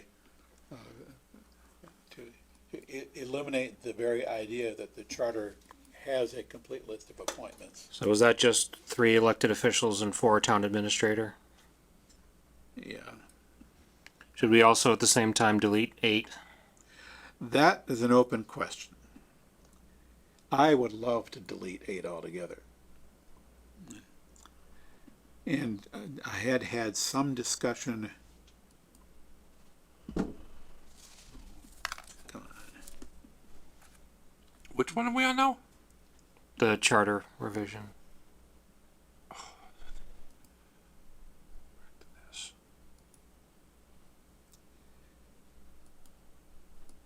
Yes, and right, it was only some changes to Article 3 of the charter and a little bit in Article 4, basically clarifying appointing authorities and other related details. Which date did you send this one, Dave? It's with the agenda on Monday. Yeah, I sent Wednesday. that. Okay, so this one here. The agenda, the formatting, Oh, okay. Article 1, Article Yep. 15. Yeah, I'd had some discussion with Evan and Ginny, I think, about the transitional provisions, Article 8. And I think I got the impression from Ginny that we could delete it, or if we wanted to keep it in there for historical reference purposes, we would put a note at the top saying this is for historical reference only. It is no longer. It was put in the charter to facilitate the transition from pre-charter to post-charter. But yeah, it should have no legal effect anymore. I'd say so- 8.1 might, but the rest of them shouldn't.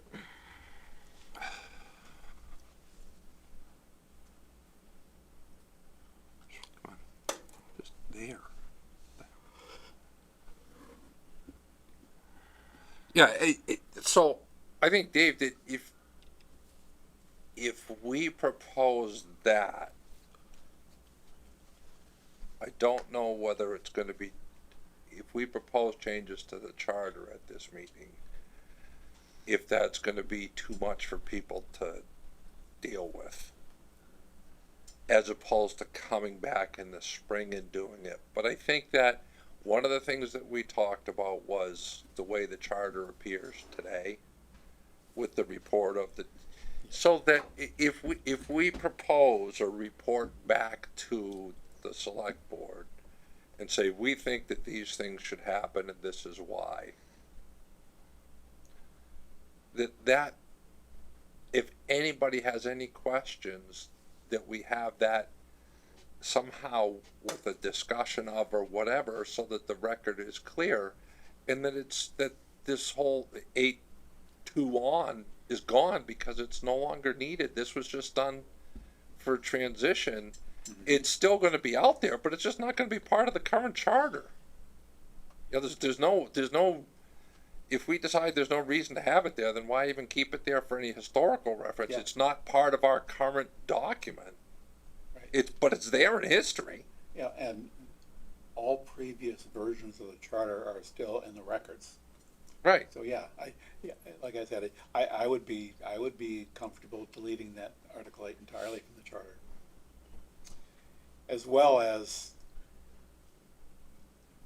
deleting that whole charter committee report from the Yes. charter document. Yeah. Oh, yeah. Yeah, and that's just that's not even something that requires a vote. That's just, That's That's just not- someone needs to do it.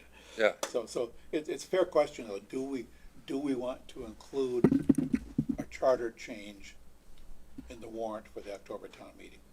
Normally, I'd say no, but given that these are directly related to things that we are changing in the bylaws, I think they should go at the Yeah. same time. Yes, I would propose at least that we include that in the October town meeting. Yeah. If the people in charge of the warrant decide that that's just a bridge too far for this meeting, we can always. I It can be can't see that. I'm deferred, just but- saying, hey, look, we looked at this. This should have been gone a long time Yes. ago. Town council says it has no bearing on anything anymore. Well, Get the hell out. I would say that Article 3 and 4 would be one thing, and then Article 8 would be another, as a possibility. Yeah, So 3 and 4 is directly related to things we are doing in the bylaws. Article 8 is as well, but it's a more difficult one to wrap your head around. yeah. I could easily see the changes to Article 3 and 4, yes, those are directly related to our work. Article 8, they could, those two could be separated for consideration. Yeah. Even to the extent of delete Article 8 at the next town meeting. Yeah. But Wait a minute. hey, let's put it up for Are you consideration. talking about section 8.3 of the charter, or section 8 transitional provisions in its entirety? In its entirety. Okay, so what's the 3 and the 4 you were talking about Article 3 and Article 4. of the charter? Pages, yeah. Article 3 on elective offices, Article 4 on town administrator. That. So you want to take out the whole? No, there's just some updates to, Oh, okay. Wait a minute, what am I looking at now? should be page, All right, so I thought I was just looking at a regular copy of the charter. I failed to see yeah. Dave's ditties at the top and stuff like that. And also, just this time the thing just okay. Yes, okay.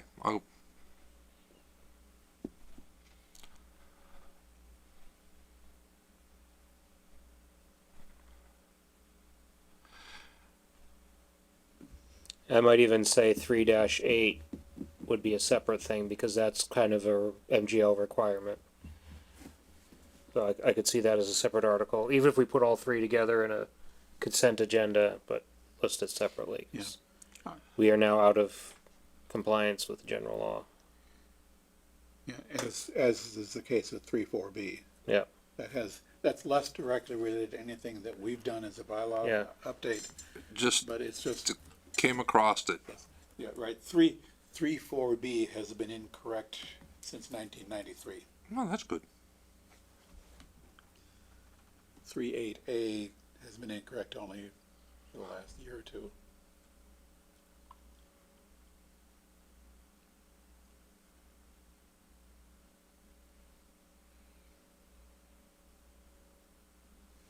So is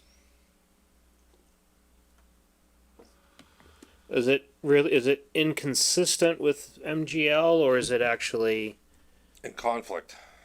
in conflict in that there's actually an issue there, even if we currently follow the law Yeah, as opposed to the charter? we currently follow the law and we are, with respect to the responsibilities of the school committee as to who the school committee appoints, Mhm. we are following MGL, we are not following the charter. With respect to the housing authority, we're following the law, not the charter.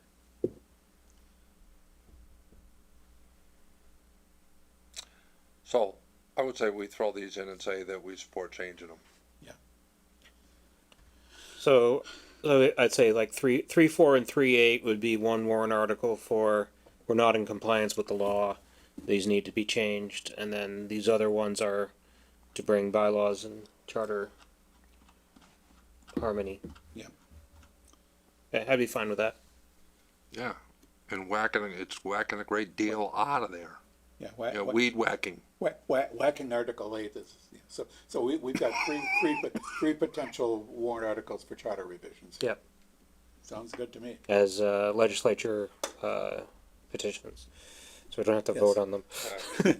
Yeah, so when I talked about this with Evan, he asked which way would we want to go on that, and I 6 to 1 1/2 to the other to me, but I mean It's housekeeping. Yeah. yeah, it's all housekeeping, and it's only a question of one path is a 2/3 vote at town meeting followed by a ballot vote the next spring. The other path is a majority vote at town meeting, and we have to depend on the legislature to get their bucks in gear to do it. bird dog. You have somebody bird dog it, make sure Yep. it doesn't fall by the wayside. Either way, we're doing this in a fall town meeting. It doesn't take effect till the following May. If we do it the local route, it takes effect sometime between October and May, probably, if we go legislature route. Either way, it's gonna take a lot of time. Yep. And it's not time critical. Right. Because And we're already it's following the law anyways. I don't think those are significant enough that people are going to want to vote on it at the election. No. No, I think, we've sort of lately, our experience has been, the path of least resistance tends to be through the legislature. Yeah. And it works perfectly well. And as we might recall, Evan did not know this, but as I think when we were discussing how the treasurer collector position came into being, that I found that the charter change, we adopted the charter in May of 1987. In August of 97, we changed the charter with respect to the treasurer collector, and that change came about through the governor's office. So I think we've all kind of recently understood that a charter change is the traditional town meeting vote, probably by ballot vote, or it's the legislature. Little known is the idea It is the of governor's having the office. governor file the legislation for you. You know, we have no particular reason to take that path, but Yep. Evan was surprised to hear that that was even possible. He'd never heard of it being done. I wonder if you can do it now. Or if it's something you could only do then. No, the governor can file legislation at any time. And if you can talk the governor into filing legislation on behalf of the town for something like this, which we did with Governor Dukakis at the time. And I wasn't involved in that, I was here, but wasn't aware that that I happened. wonder who did that. It must have been Dan. This is pre-Dan. Dan wasn't even here Oh, that's yet. right too, because the charter made him. I wonder who the hell did it. Yeah. Somebody noticed, well, we don't need to, Yep. we Yeah. don't need to dwell on that. But No, I did. That was it's just getting me late already. Yes. And I'm sure we're getting missing the football. We have to vote to go past 10 p.m. We're not gonna go to 10 p.m. No way. We're Different committee we're- anyways. We're very close to being done. Yeah. Dave, the only other thoughts I had for potential charter items, a quick search only popped a couple Mass General Law references, but while we're making the global changes in the bylaws, we might want to consider separate, and that's how it was done for the select board versus selectmen, a separate warrant article to make any global changes in both for the bylaw references and the MGL references. Yep.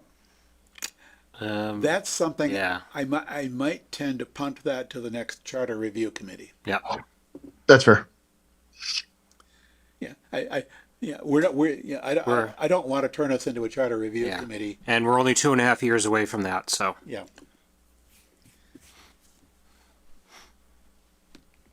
Yeah, and it doesn't really fix anything. yeah. No. Everybody knows what those references mean, even if they're spelled Yeah. differently. All right, so that's it on charters. I think we've got a good path forward here. The next agenda item was to begin planning of the committee's final report. I've got two topics to mention on that. One is, where are my notes? Just overall the structure of the report. Which I think what I will propose is that the report begin with kind of by way of introduction a very brief summary, highlighting the kinds of changes we've done. It's like a one pager. This is what we're proposing to do. All these little changes, spelling errors, and blah blah blah, and then some of the highlights of some of the more significant changes that we've done, and followed that with, and that's what a lot of people, it's the only thing they're going to read. But for those who are willing to read more, some additional, a page or two on the history of the committee, the process we've been going through. I might want I don't to think like we a need brief, to like pay a one them to run paragraph intro first. Yeah. For that, and then we can go into more details Yep, and after then the executive summary.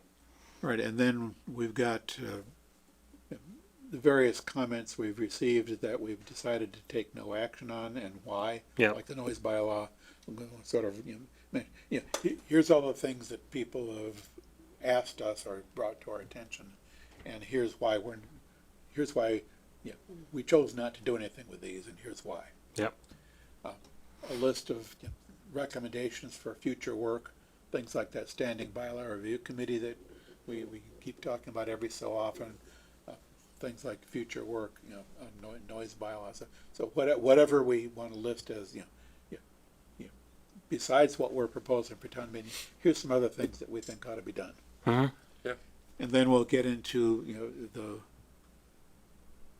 the complete text of all, basically, here's all the bylaws formatted like we've had them formatted for review, you know, all together.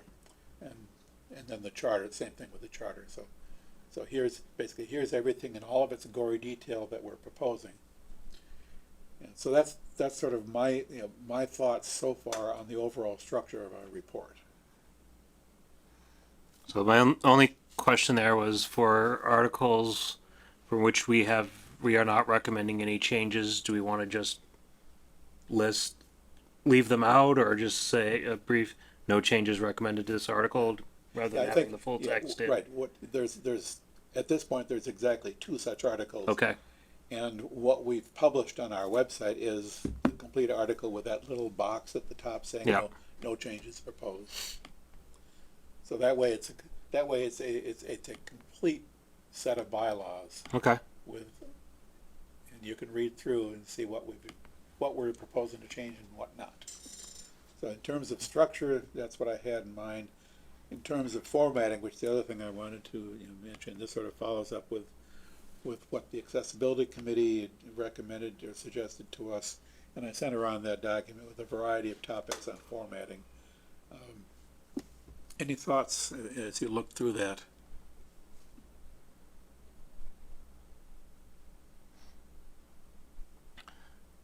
So I was looking at the one that you just sent out today, the Accessibility Advisory Commission, talking about removing the red highlighting, and I'm not sure the strike through stands out enough without it. Yeah. So I'd like to at least keep it. Yeah, that's Just make it clearer if we need to, right. lighter or something. Yeah, and that's in the formatting document I sent out on Monday, I took that into account because I agree with them. And looking at the previous version, the red highlighting was dark enough that it did make it hard to read. Okay, so you're using a different red highlighting. All right, so in the thing I sent out on Monday, I've made the red a lot. It's more of a pale pink. Which someone did comment to me today that said, "Oh yeah, that looks more like a pink, not a red." Yeah. Or she also thought that she liked the gray and yellow better, even as a non-colorblind person. Yeah, yeah, but I did something along these lines a year or two ago with the planning board with a proposed zoning, and the first version I put out, we used something, I don't remember what colors I used, but it was not red and green. Mm-hmm. And I got some pushback on that saying that these colors don't look right, they don't make sense. Whereas red and green to most of us, you kind of know what red and green mean. Yeah. Although, some other colors, in some sense, that they may look just as attractive or whatever. But the important thing here was, with respect to that particular comment from the Accessibility Commission, was that yes, I agree that the red highlighting that they reviewed was too dark.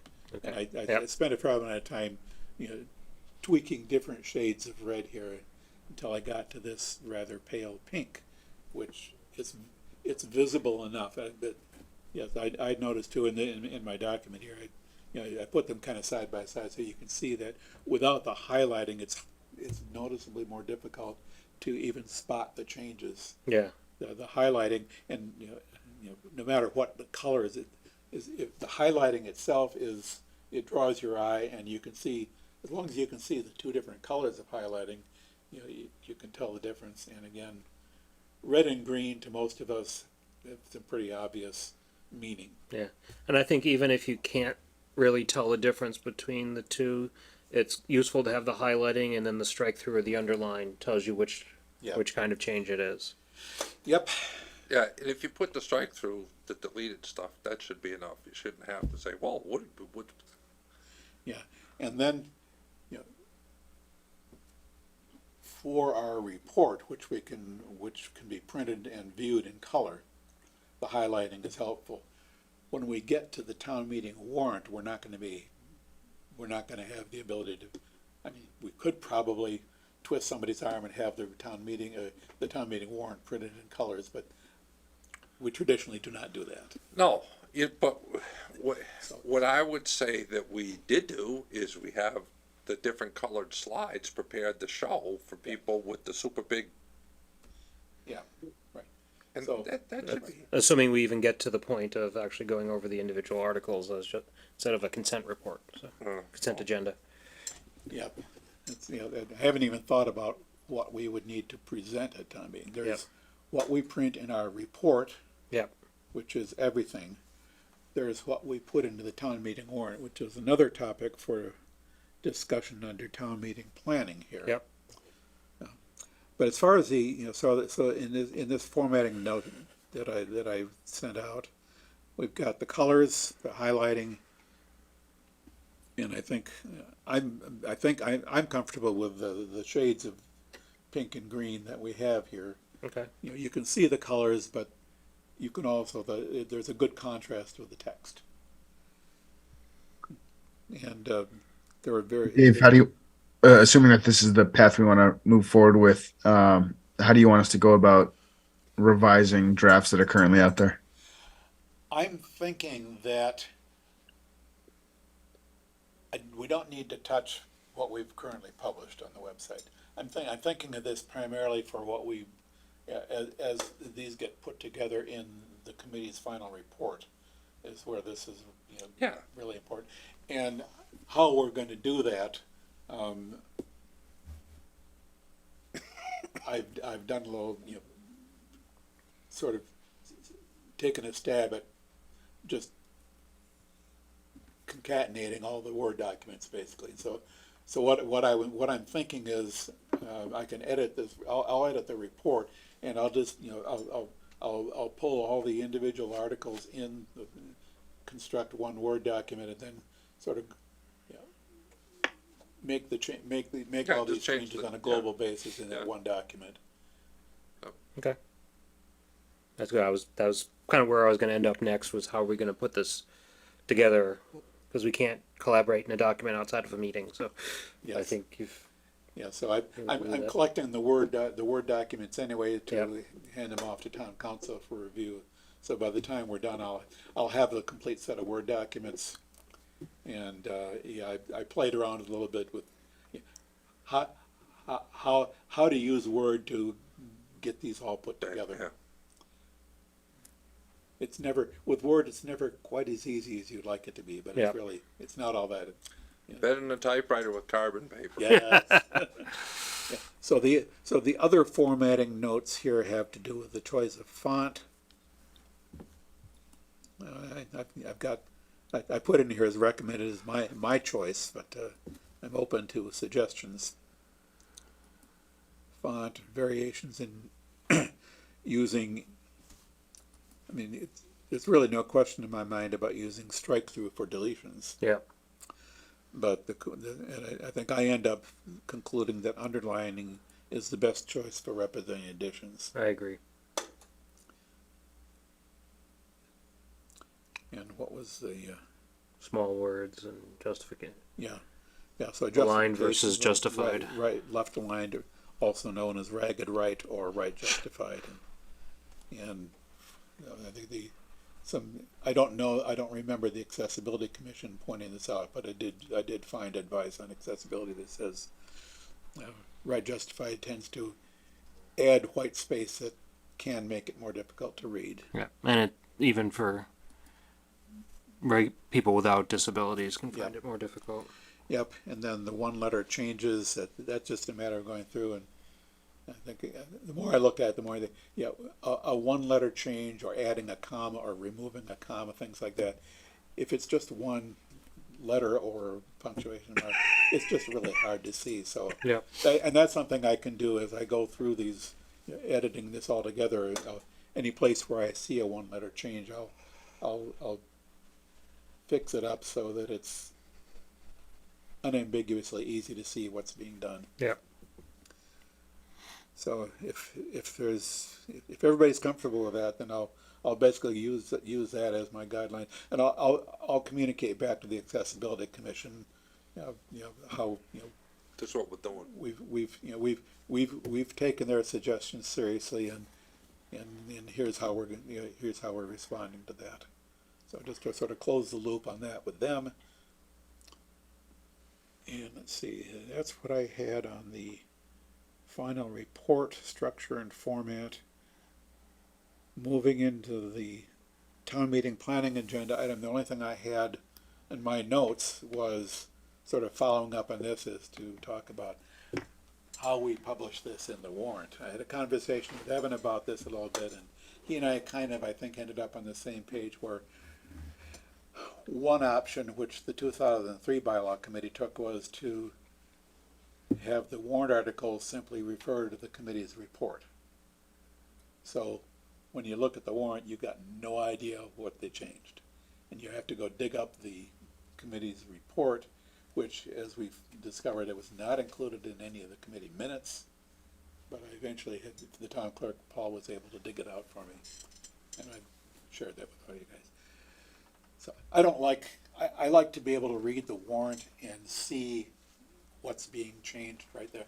And this will make for a large warrant. Mm-hmm. But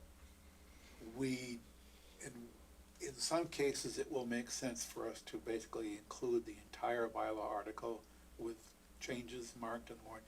In other cases, in the warrant, we will only need to list, change this and change that. So that's kind of on a case-by-case basis. We'll,